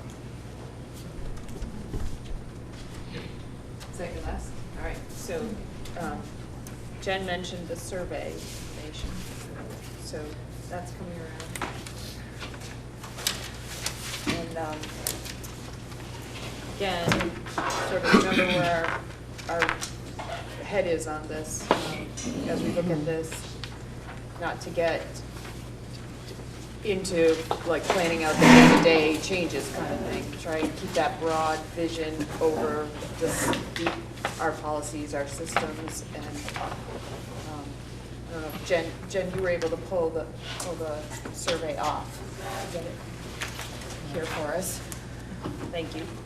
Yeah, so I just wanted to give just a kind of a really quick introduction. So we did offer a survey at the end of the community forum a couple weeks ago, and that survey was also made available through the website. I'm not sure, I wasn't personally responsible for how it was publicized, so I don't know how else it was distributed, but it was available for folks to fill out if they wanted to, after having reviewed the presentation or the video of that meeting, if they chose. So we do have the results that we received. It wasn't a huge response. We had 53 people respond to the survey. I think that's less than the number of people we had in the room that night, probably. But, so we did get 53 responses. You'll notice that on the front page that the overwhelming response was negative about the budget. So 80% of the respondents said that they did not believe they would support the budget. Of course, the most interesting part comes in reading the comments, which you probably won't, I don't know if you'll have a chance to do in detail right now. I did, just to try to be helpful, I kind of tried to bucket them into different categories of comments.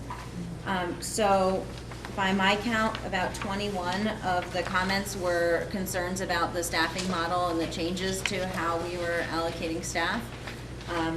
There were 11 responses that were kind of people indicating they still had a lot of questions. They were unclear about how things were going to work.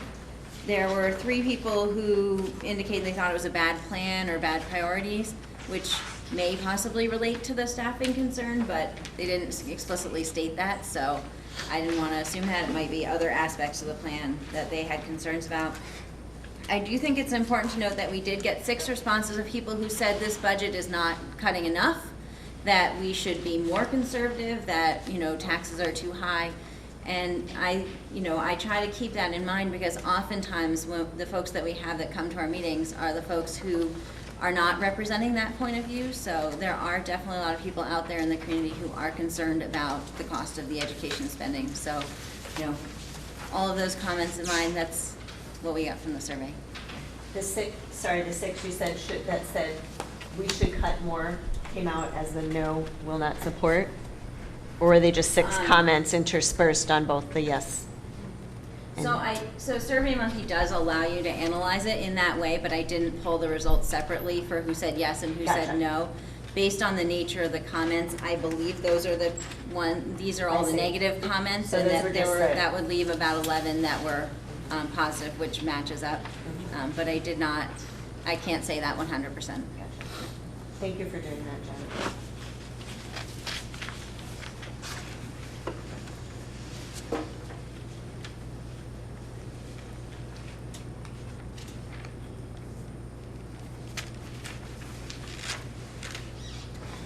Krista?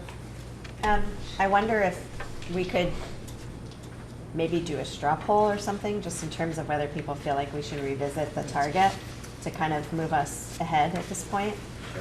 I did get a note from our timekeeper that we're to move along. Yeah.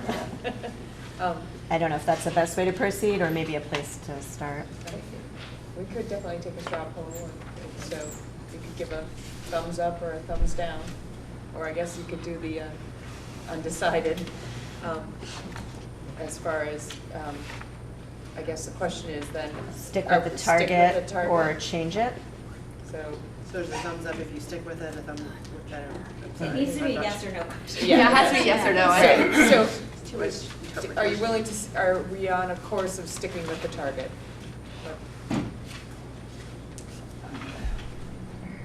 Erin? Oh, sorry. Ready comment stuff? Can I just ask one question? Is that with the intent to keep some more one-on-ones? Is that what we mean? I don't think we'd get to Just determine budget. that. We're just asking the question. Or that's it? Are you, just to get a feel for how to move along? The majority looks like they're unhappy with the target. So. Patrick, have you contemplated other scenarios? I thought you said something about your briefcase. Maybe something magical was in there? Don't I wish. What I'm working on is to give you a sense of what the tax rate impact would be, so they have a sense of what it means in terms of dollars and cents for people when they show up at the polls. Yeah. And I can give you a quick sense of what that is, and I'm working to kind of work through the CLAs and things like that, depending on how far you want to go with the detail. But if we look at, my computer shut down. So basically, it's an increase of the homestead tax rate. So this is before Act 46, before the CLA change and all that stuff. On the homestead tax rate, it would change it from what is currently proposed in this budget of 1.6488 to 1.69, which is an increase of about 4.12 cents. if not. That's at 2.5%. So that sort of gives you. 2.5%. And so that way. 4.12. Right. So increasing from where we are now, which is basically 0% increase over equalized pupil spending from last It's a year. total budget increase of 2.5% increase in the cost per equalized pupil spending. I mentioned before What that's is about that? $600,000 in net spending, and the impact is about a little more than 4 cents on the tax rate. What does that change the per pupil spending amount to? Do you know? I do.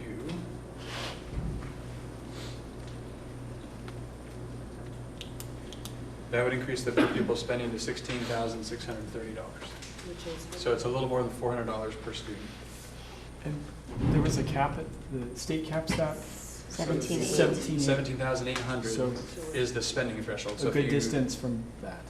Yeah. You're penalized for going over that. Correct, and fairly steep penalties. We would not, it would take quite a jump for us to get to the spending threshold and be jeopardizing excess Right. penalties.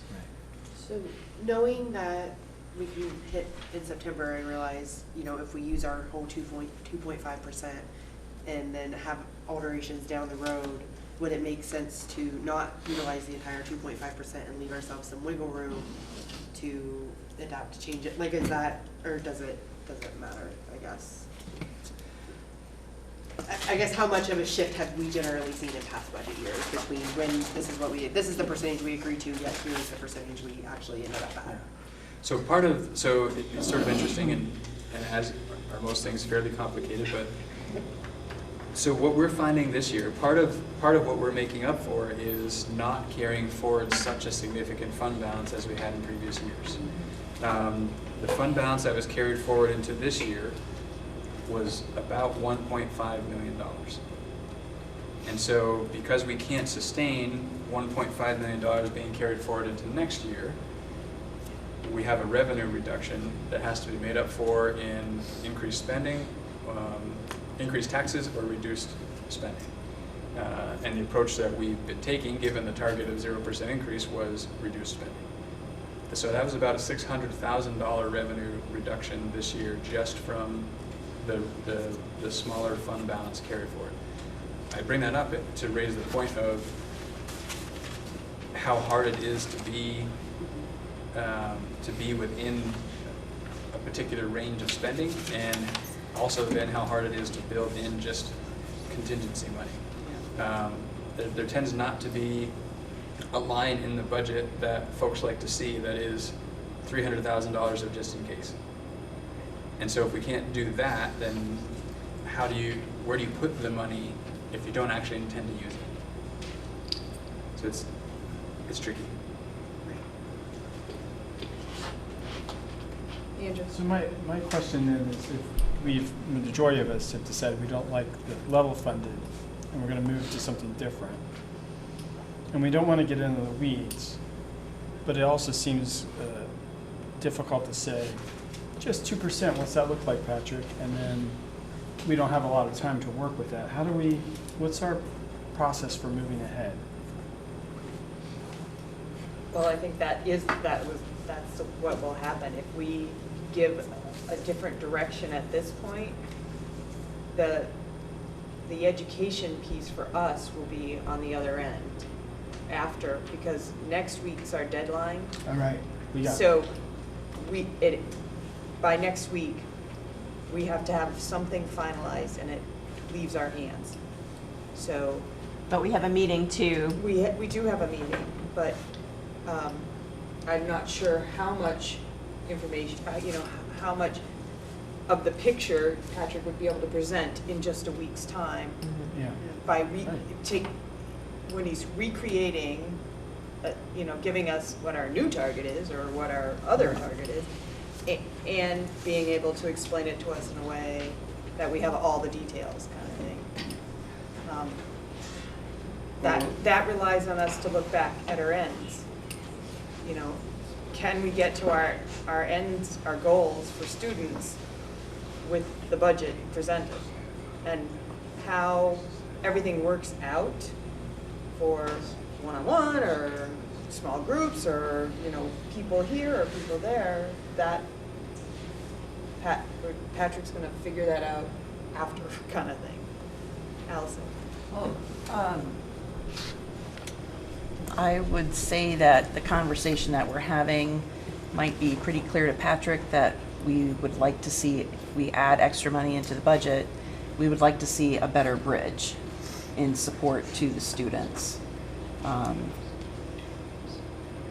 That's just what I'm hearing. And how that plays out, I don't know, but I would not be comfortable seeing the same number of support staff in a new proposal being cut. That seems like a lot to me, so. And to add to that, I would like to make sure that the individual schools are included in that discussion, how that plays out as far as ideas. Okay, here's the bottom line. Let's hear your thoughts as to how we might accomplish this together. I feel like that transparency is maybe lacking. I just want to provide a challenge to that, because it can be tricky to go to a staff and say, in some way or another, as soft as you can, who do you think should stay and who do you think should go? Yeah, I guess it would be, with this number of people, how would you suggest do you have any suggestions on how we organize it? Because,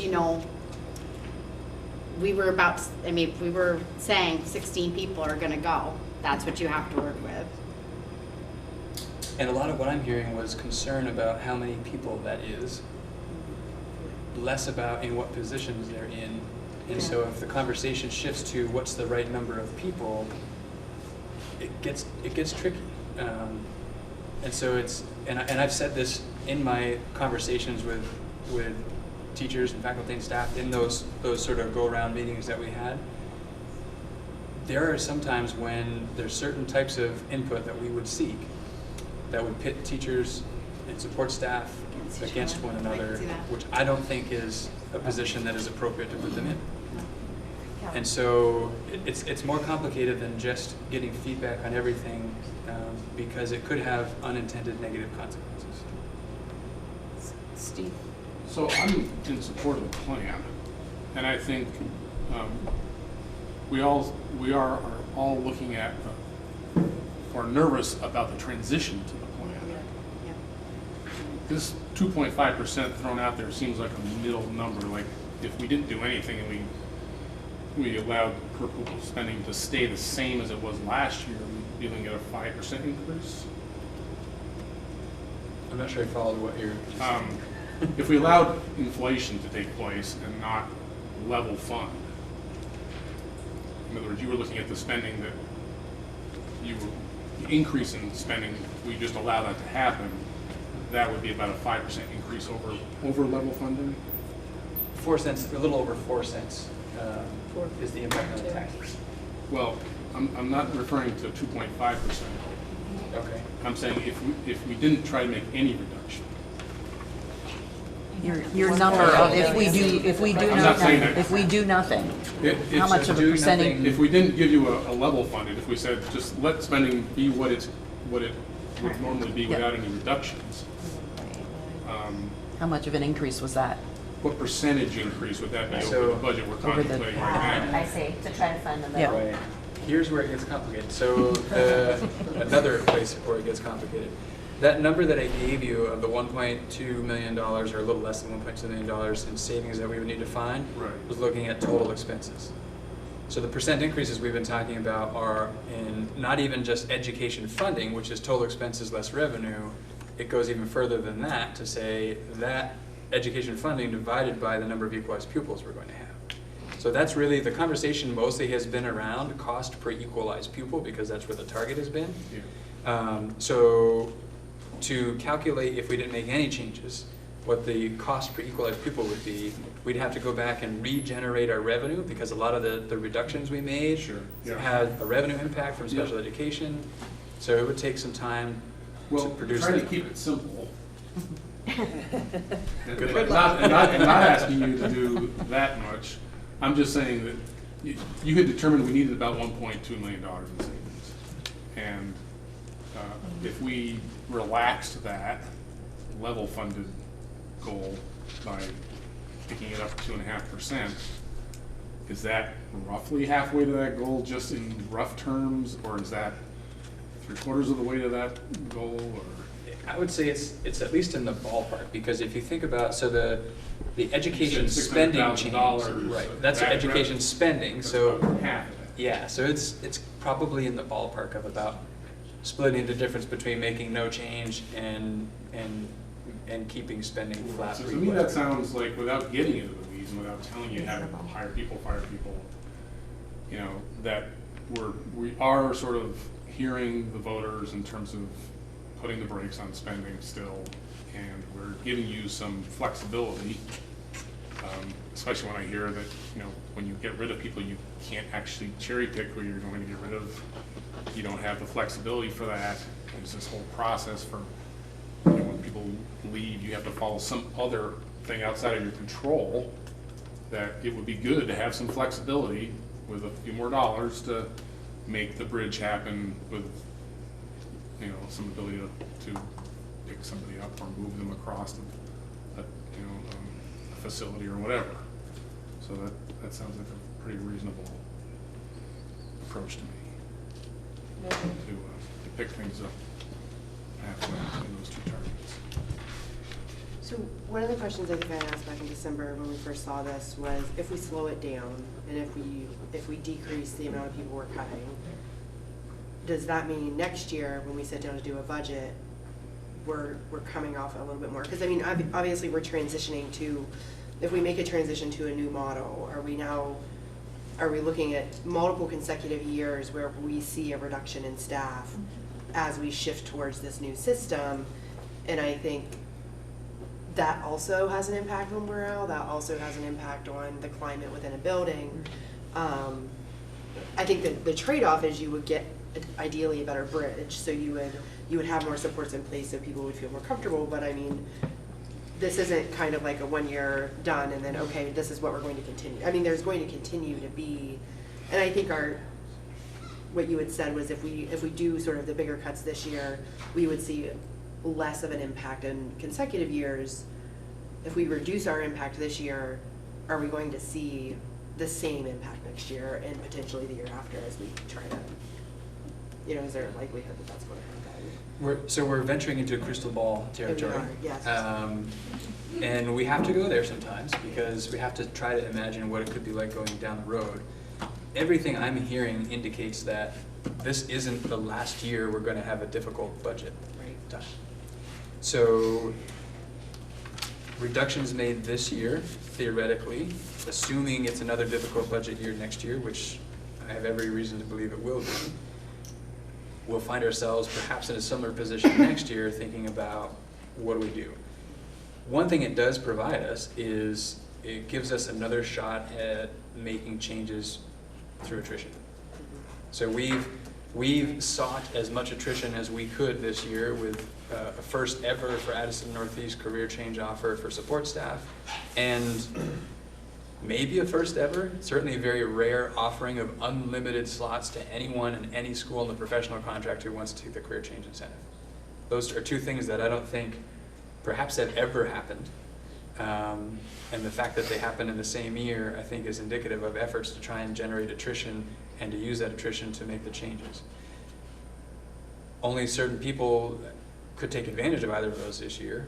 We would have an opportunity to discuss whether it makes sense to do that again next year, which could also generate more attrition, and we could take advantage of that in getting where we need to be. The timing is challenging. January 10th is the date for support staff to let us know, and by the end of January you have to adopt a budget. It's a pretty quick turnaround, and it's better than it used to be. We worked with union members last year to move the date up to January. I think it used to be February 1st. So you would have just adopted a budget and then find out how many people are taking a career change incentive, which was not all that useful. So it's better, it's still really tight. But that's the kind of challenge that we have, is we don't get information we need to know what budgetary decisions are going to have for an impact until late in the game. And then the decision has to come quickly, and the idea that we will have every detail worked out on the plan and how to make it all work for September 1st is fairly unrealistic. So you have to have conceptual ideas that you believe are going to be worthwhile to pursue, and work those conceptual ideas forward, and you iron out the details along the way, given what you have to work with. Sorry, that feels like a tangent. I don't remember what the original question was. I just had to say that. I think you answered it somewhere in there, so Okay. it works. The answer is Yes. we'll be doing this again Yes. next year. Yes. Most likely. Sure, yes. yeah, that was the question, Okay. sorry. Liz? A good thing about taking time to do it is that we do have a monitoring system set up in our board, so we will be able to just built in throughout the year get feedback about how it's going and challenges and successes through what's going on, so that's good. But when we think about 4 cents, I want to think about that doing Act 46 was to get an 8-cent reduction, and that was a huge deal, and we're cutting half of that away just like that. And so I do want to be really careful to respect how important that savings was in creating this board in the first place. So just to really if we're going to go up, and that's what we want to do, let's just be really thoughtful about how we do that. If we're going to, that's all. Also, I know there was a question floating around as to whether or not a renovation bond was going to affect this budget, and I believe that was answered before, that it doesn't factor into the education spending equation. You get a waiver from the state on that. Yeah, so that will make, it factors into your cost per equalized pupil, but it doesn't factor in terms of where we stand relative to the spending threshold. Maybe that's different than what I thought. Right. So it's still money spent, and it factors into what we're saying our cost per equalized pupil is, except for in the case of looking at if we're going to exceed the spending threshold. So if we were, so let's say we were paying for the full bond principal and interest payment this year, and without that we were spending 16 or 17,700, just under the spending threshold. But with that payment, we'd be spending 17,900, just over the threshold. If we get the waiver for these construction services, then we wouldn't be penalized for exceeding the threshold because of that bond payment expense. And I see Howard's got his thinking cap on. I want him to confirm. Well, you have to get the waiver. Right, you have to get the waiver. If you don't get the waiver, you pay the penalty. And I don't have as much history on the board as Dawn does, but we've never come close to the excess spending threshold. We have made a significant effort to stay away from the excess spending threshold. So I don't know if we want to invest too much energy in trying to figure that out, since it's not a situation we're close to running into. Well, if I can respond to that, we keep dropping the students pretty heavily here, and if we keep dropping the students heavily, that's going to run that total up pretty quickly. So, you know, it can have a dramatic effect on your per pupil spending. By having 1 year where you lose 30, 40 kids, it's going to have an impact. And just to sort of quantify that a little bit, we've lost about 80 equalized pupils over the last 2 years. And if you take our current spending, 16,224.50 times those 80 pupils, that's $1.3 million that would sort of accompany those 80 pupils, equalized pupils. So I think that's, to Howard's point, it's real money. I'm hoping we're seeing that drop in equalized pupils start to level out. We've been saying that for 4 years since I've been here. And we're going to keep hoping, Howard, so get used to it. So if you want to take any other direction, it's got to be a motion. I'll make a motion to increase the spending level from the level funding target by 2.5%.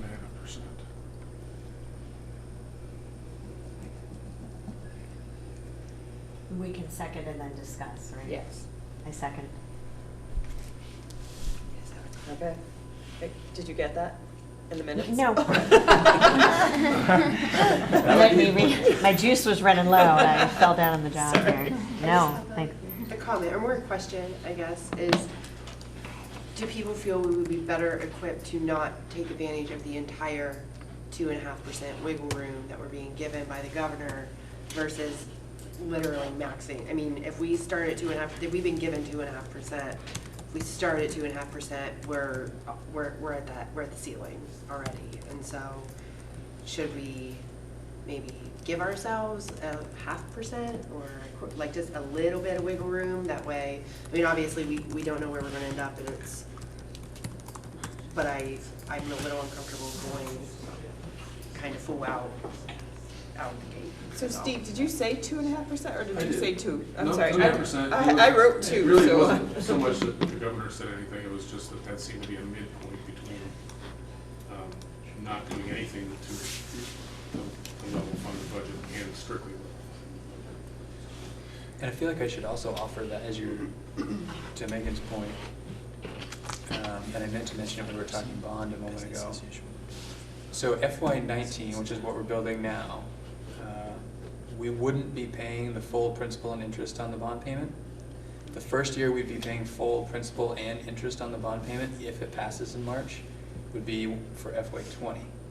So it'll be, if the bond passes, it'll be this time next year when we're incorporating the additional money needed to cover the bond, which is about $1 million more. We have about 50%, a little less than 50% of the first year's principal and interest payment in the budget now in the construction services.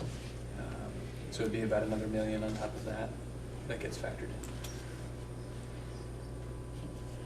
Barry? Were any of the other cities other than New Haven close to the 5% limit if we raise this up? I'd have to do the calculations.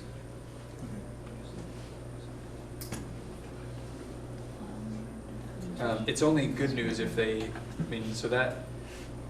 It was going to be good news. Well, it's good news because it means you can't change by more than 5%. So if it was going to, so if adding this 2.5% or the 600,000 or however you want to look at it meant that an increase was going to go from 3% in Bristol to 6% in Bristol, the increase is actually only going to go from 3% to 5% of an increase. Don't the other ones have to pick up that?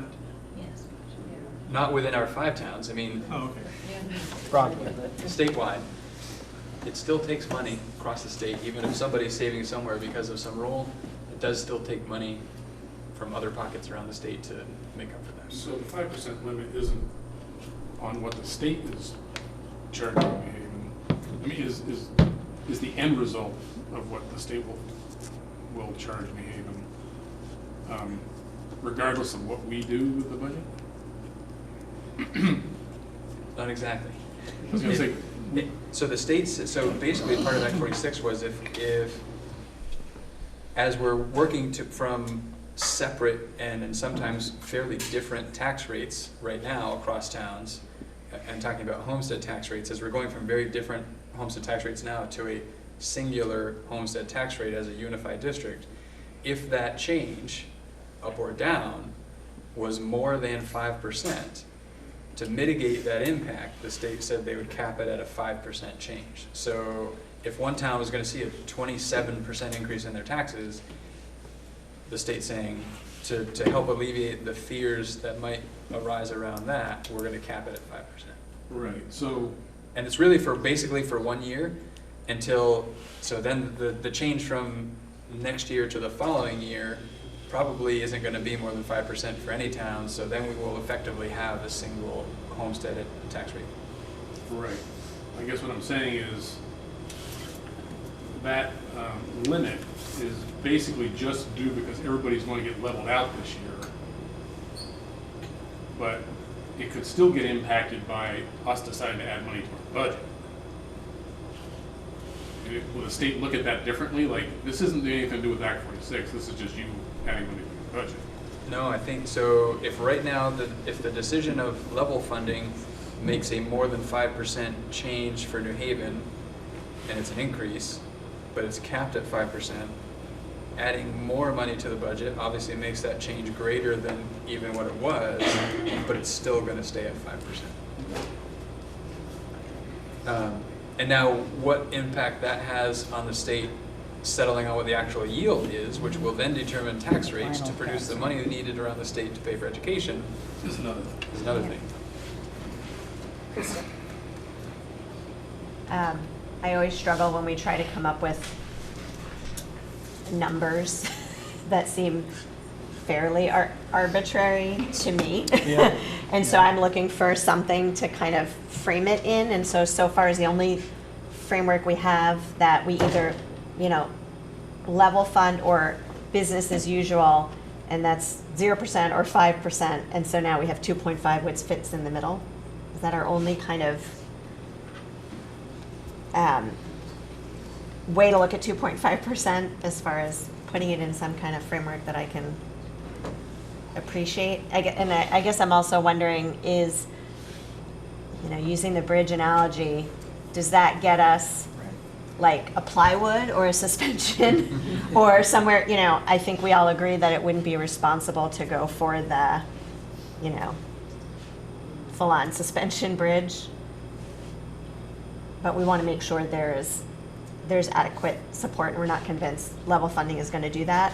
So can you provide some context to 2.5% and what you think about that? Or I mean, so I think in large part we're talking about people. Right. And so a person on average has a cost associated with them, total compensation, so salary, benefits, FICA, et cetera, all those things. Ballpark, you're looking at probably $40,000 total compensation for a support staff person, and probably closer to $70,000 total compensation professional staff position. In particular, because any of the recalls that happen recall most senior people first, so you're more likely to be recalling folks that are sort of higher on the pay scale first before you recall folks that are lower on the pay scale. So. And then how many positions that we would need to build that bridge are professional versus support staff? That's work to be done. Jen? So I'm not sure what the feeling is on this board, but I know in the past we have been in a situation like this on the Moncton board where the budget that we were initially considering, we weren't sure that we really wanted to go forward with it. And so by giving the superintendent a direction to prepare some version of a different budget, what's reasonable to prepare in the time that's available, we don't have to say tonight, yes, we want to do the 2.5%. What we're saying is next week we might want to see something that's different than what we have seen. We can't ask them to make 10 budgets between now and next week, but I think that to me, the decision tonight, I guess we need to decide what that second budget is we want to see, but we're not deciding for sure, like, yes, that's what we want to do. We want to see what that looks like compared to what we have been looking at. Yeah. Which I guess is in some ways, if the two budgets you had with some detail were a 0% increase on equalized pupils and a 2.5% increase on equalized pupils, because it's sounding like maybe 2.5% is the upper end of the limit the board's interested in exploring. That gives you sort of your sort of two bookends, and you can get a sense of, okay, is that still too little? Is that too much? Yeah. Might there be something in the middle that feels better? So let's play that out. Say you come next week with this adjusted budget,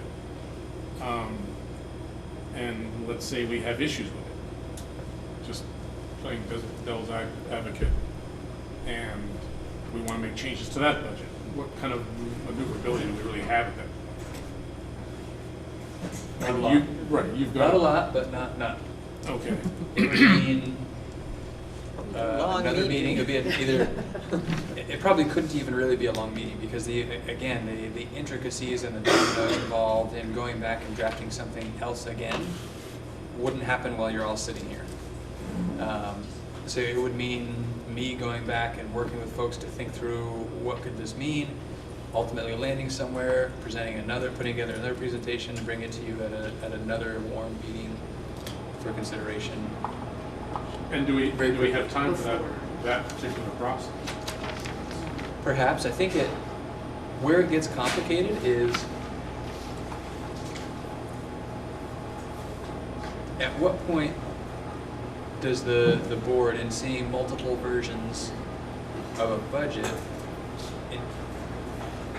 it can end up sometimes with a board, perhaps without intention, directing who gets hired, who doesn't get hired, and how we fill these positions, and how we, it basically ends up sometimes with the board directing me on how to meet the ends which I'm charging.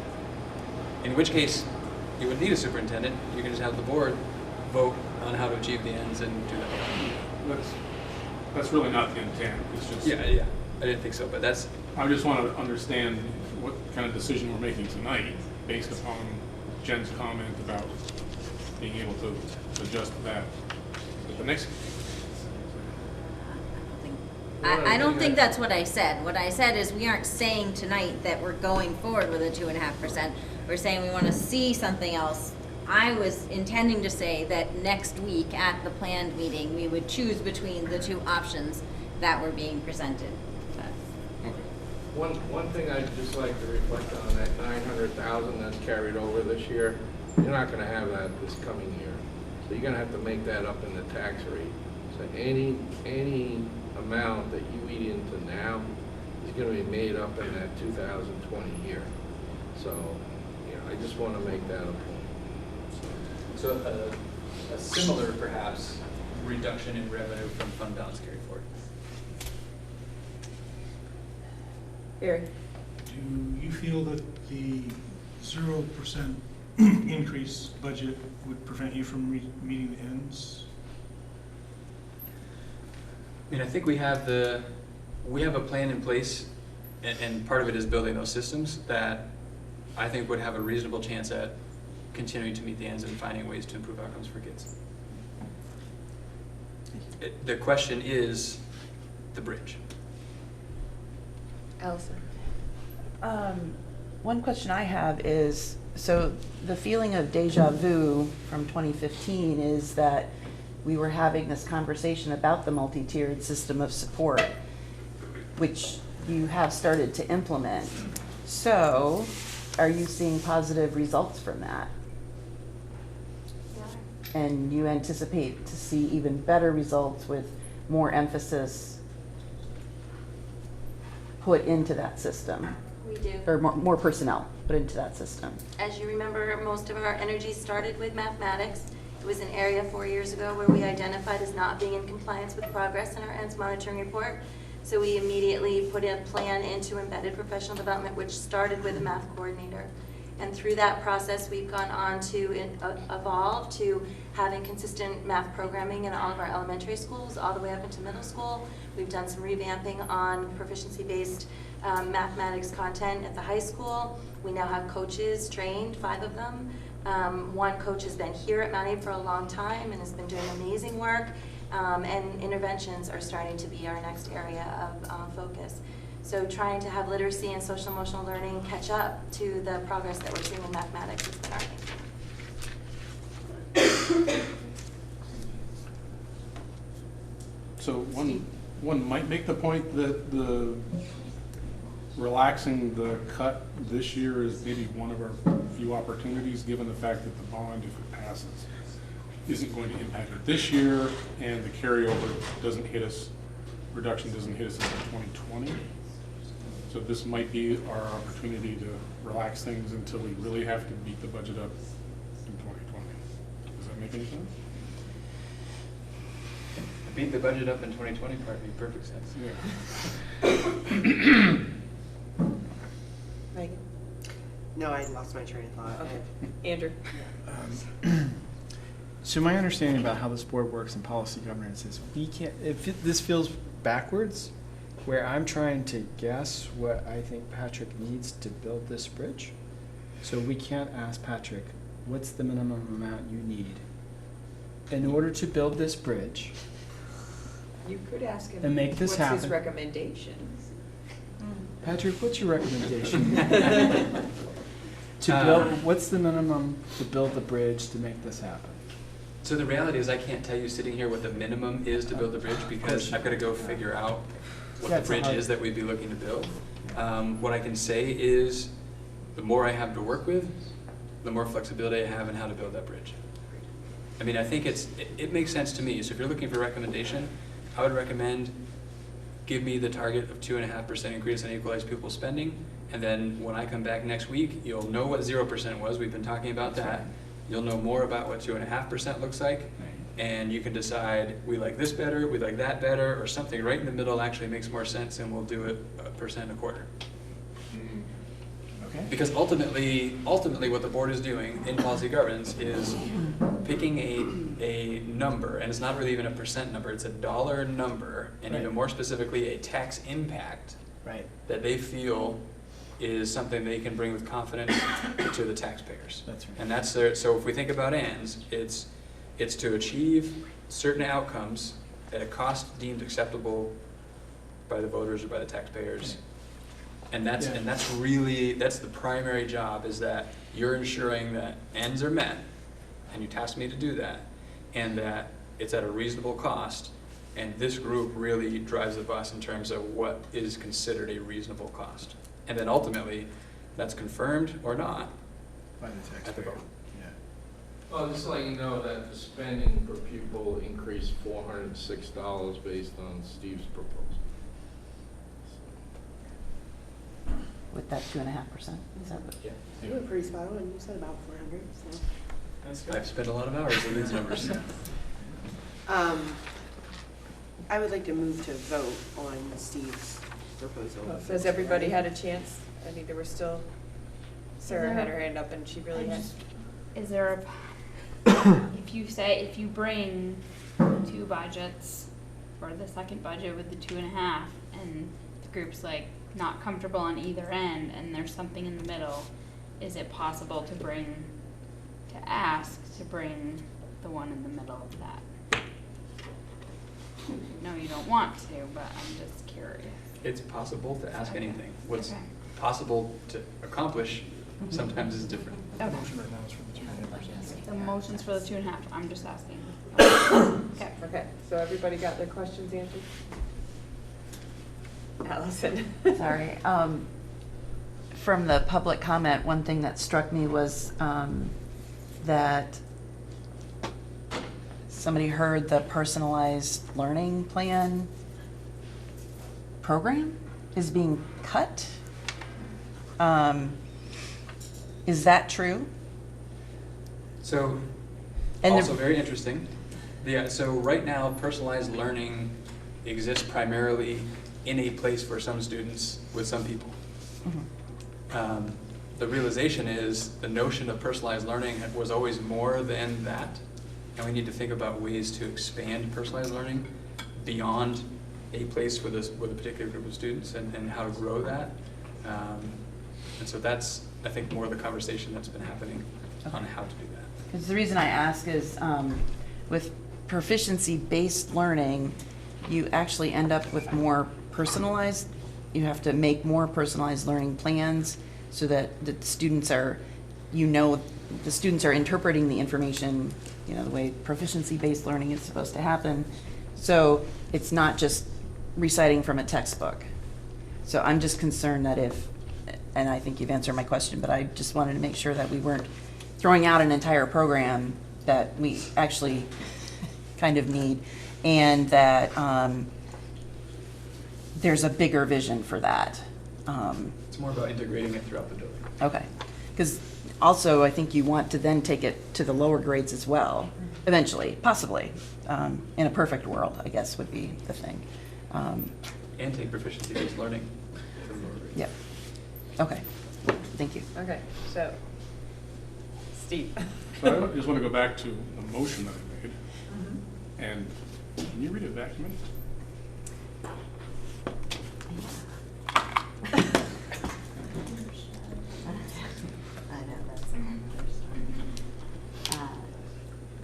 Steve Rainey moved to increase the budget to 2.5%.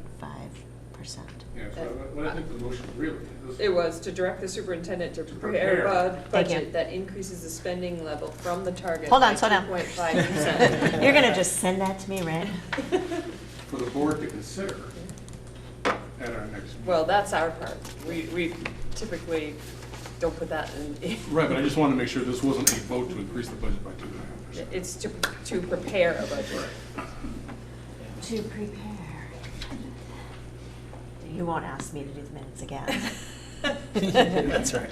Don't be too. What are you talking about? I'm not doing them, I'm happy. To prepare a budget. Direct the To superintendent to prepare prepare a a budget. budget that increases the spending level Thank from you. the target by 2.5%.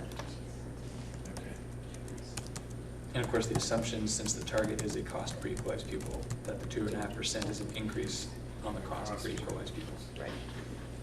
Just so everybody's clear on that. Right. Got the wording? I think so. All right, so, there's no more questions. All those in favor of that motion to direct the superintendent to prepare a budget that increases the spending level from the target by 2.5%, please say aye. Aye. Aye. Any opposed? Any abstentions? All right, so Patrick has direction.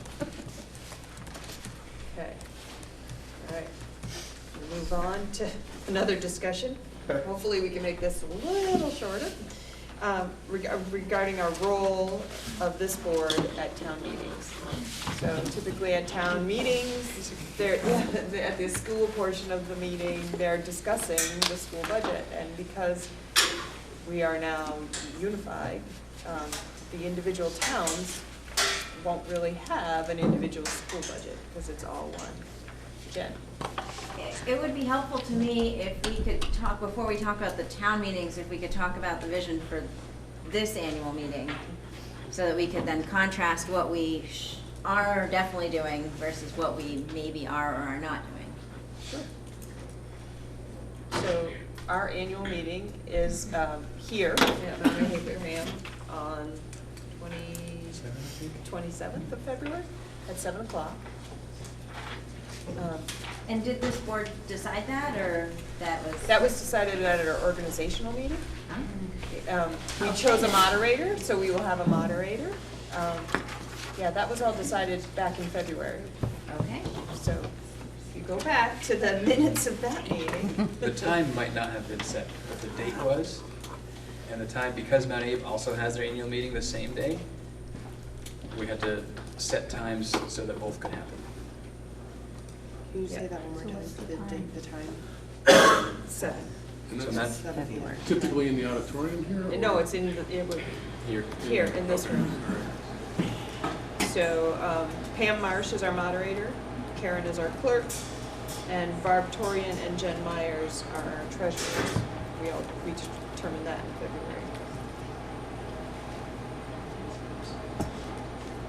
How does 7 o'clock? With Mount Abe. The Mount Abe portion is going to happen between at 6 to 7. And then Oh, it's the Monique one, it's the same. it's the same night. So yeah. 6 to 7 Mount Abe, and then 7 to whenever. 8 or whenever 7 to 8. MAUSD. Yeah. Okay.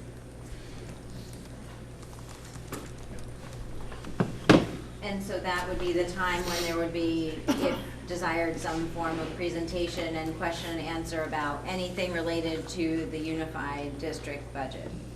Typically, the agenda item is to receive the report of the board of directors, and that's, And at your 23rd meeting, so next week, there'll be a warning for you to approve.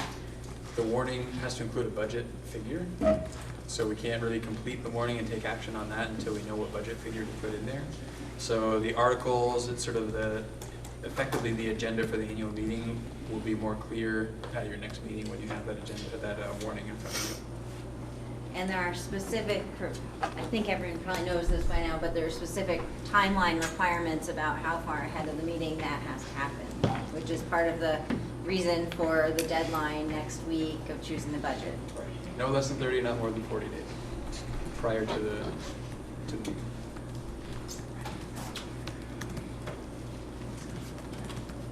so typically, I mean, I can talk about what happens at the Mount Abraham meeting. The boards at a table and the community members ask questions. Sometimes board members may have the answers, sometimes the superintendent has the answers.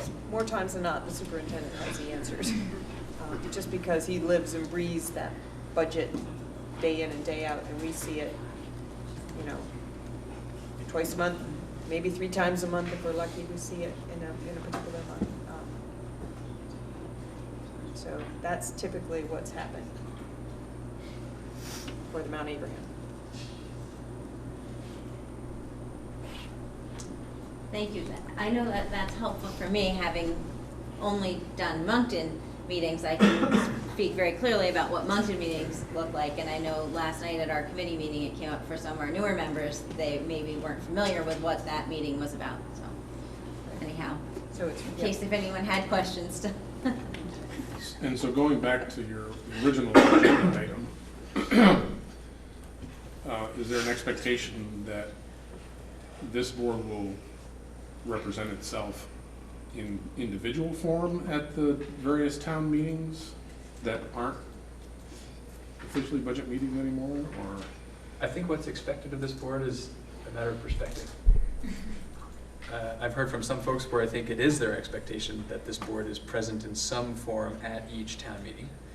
But ultimately, the way in which this board wants to represent itself anywhere is up for this board to determine.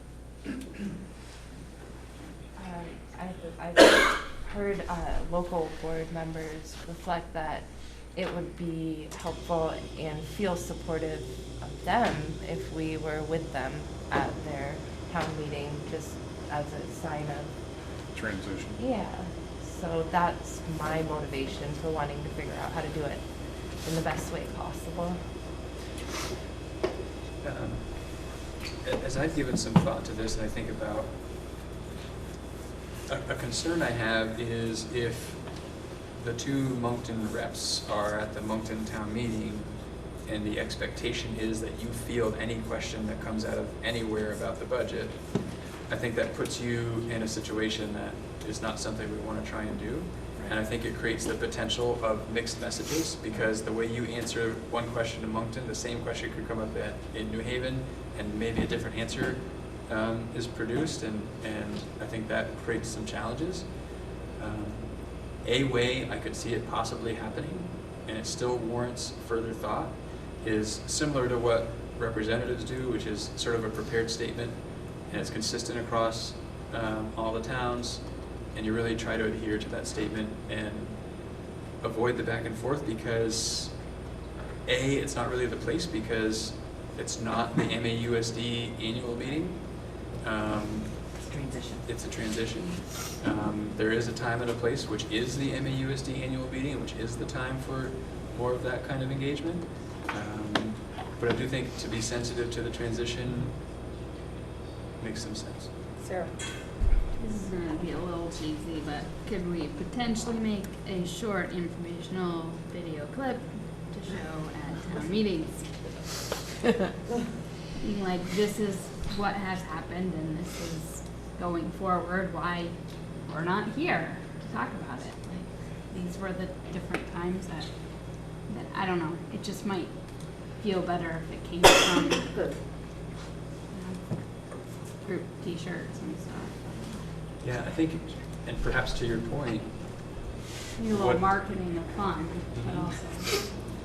But I also think it's worth considering as you think about what makes sense this year as a transition could also be seen as precedent setting, and that's what's expected going forward. So you have to, I think, at least weigh that as you think about what makes sense.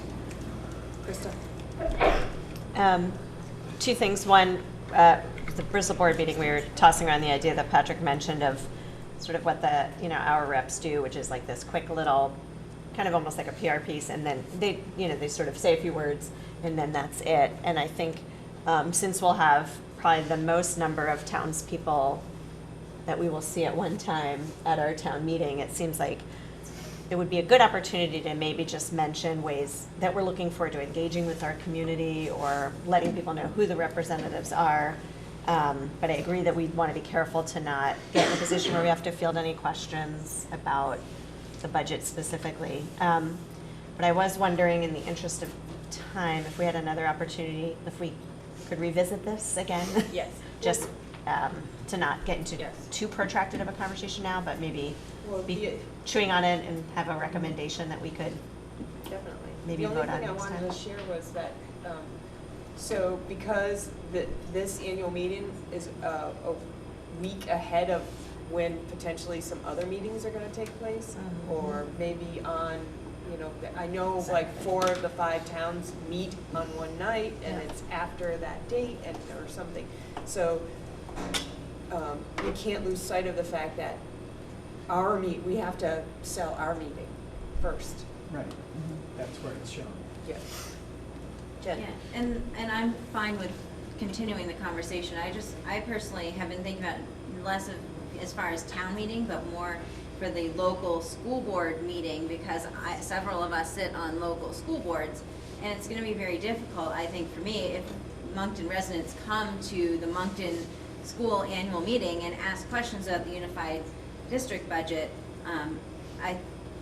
I think it will be interesting to think about how to honor the questions that people have. Clearly, there is the right place for those questions to be asked, but if that place has already passed, it's going to feel very difficult for me to say, sorry, I can't answer your question because we're not at the right meeting. Right? So how we want to handle that, I think, is something that we want to be really intentional about. So it's getting late. I'll put it on the agenda. We'll talk about it again next week. Maybe our budget discussion will be a little bit shorter. Maybe not. And it's, I think, I'd have to look at the schedule to be sure. The January 23rd meeting is your last meeting prior to the annual meeting. So either we'll need to arrive at some clarity then, or schedule another meeting for the purpose of continuing the conversation to arrive at some clarity.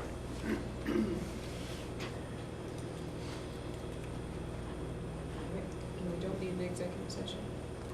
All right. Is there any public comment? My name is Brianna McCormick. I work at Bristol Elementary School. I am a general ed EA, and I was one of the ones who got ripped. I'm currently working as a math interventionist, and so finding out tonight that they're going to be hiring another math interventionist, that's a slap in the face. And it's going to be a professional that's showing me that I'm not professional enough, and that's not good. And I know that there are other people who are feeling the same way. Mark? Mark with Moncton. I want to thank the board. I think it's great that you listened. You obviously read the comments. I think you made the right decision, and thank you for taking into account that it's the bridge, I think, that concerns many of us. We've been told many things over, we've been in town 25, 26 years. We've seen multiple educational systems come and go, and that's our concern. This is one more change. I haven't heard what your metrics are in terms of what is success. I was thrilled to hear in terms of the math program that it's been ongoing, and I think that's something maybe you need to bring forward. Those metrics need to come forward so you can hang something on it. You can say, we have had success in this program already. This is simply expanding what we're already doing. So I go back to what you said. The goal is not to have interventionists. If you're in grade 3, shouldn't be grade 4. So going back to what you said, if you can show through progress that a child who started with intervention moved out of intervention, now you're starting to build some, support, some real facts. I don't think even the board has seen that information from what I'm listening from an outsider. So that's my concern, is that that's a great piece of information. I'm not sure they know, and I certainly didn't. So thank you for taking that bridge step. I think you're on the right track with that. A couple of things.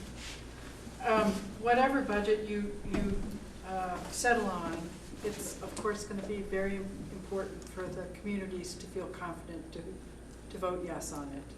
And in the interest of that, I just want to say something about town meeting, and then also one other thing. I'm not speaking for the Robinson Board, but I am a member of the Robinson Board, and we've been talking about town meeting. And I've attended the Mount Abraham annual meetings for many years, and they're very poorly attended. You're not going to get many people there. I'd be very surprised if you did. I think keeping in mind the goal of helping everyone understand your proposed budget and be able to ask questions about it is going to be really, really, really important if the budget's going to pass. And I know that it would be helpful to have the superintendent attend as many of those meetings as possible so that he can help you representatives answer questions that people will have. People do deserve to get information, and they do deserve to have their questions answered. And we can do this. And even if it sets a precedent, it'll be an important precedent to continue. The other thing I just want to say in relation to that, again, is that one of the questions that will be on the minds of all of the parents of elementary school students and of middle school and senior high parents is, what is this going to look like for kids? And a very basic question is going to be about grade configurations and class sizes and crew configurations and class sizes. And it's going to be very important to be ready to answer those questions.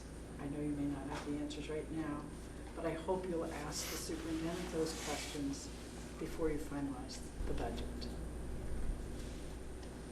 Thank you.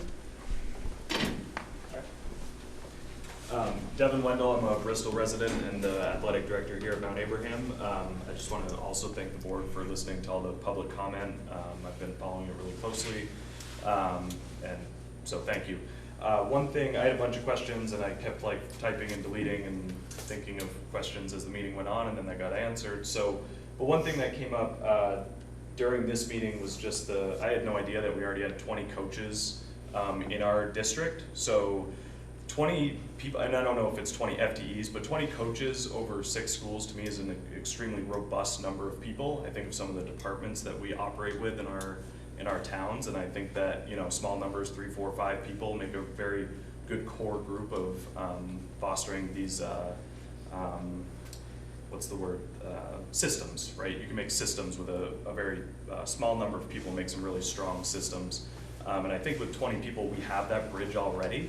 So I'm hopeful that we can also look to how do we take those 20 people and have them serve as that bridge without potentially needing to add another 6 into the mix. I just think that's I had no clue. I don't think I've met many of these people, if any. I think I know of maybe 1 or 2 at Mount Abe, but I just think that that's something that should be considered. Can I just clarify, that's a combination of coaches, coordinators, and interventionists, just to be really clear. And you're right, there are only 2 coaches here. But there's and it is bodies, not FTE. So we can be more clear in the future. Okay. All right. All right, Barry's making a motion to adjourn. I will second that motion. Megan's going to second. All those in favor of adjourning at 9:11, please say aye. Aye. Any opposed? Any abstentions? Thank you.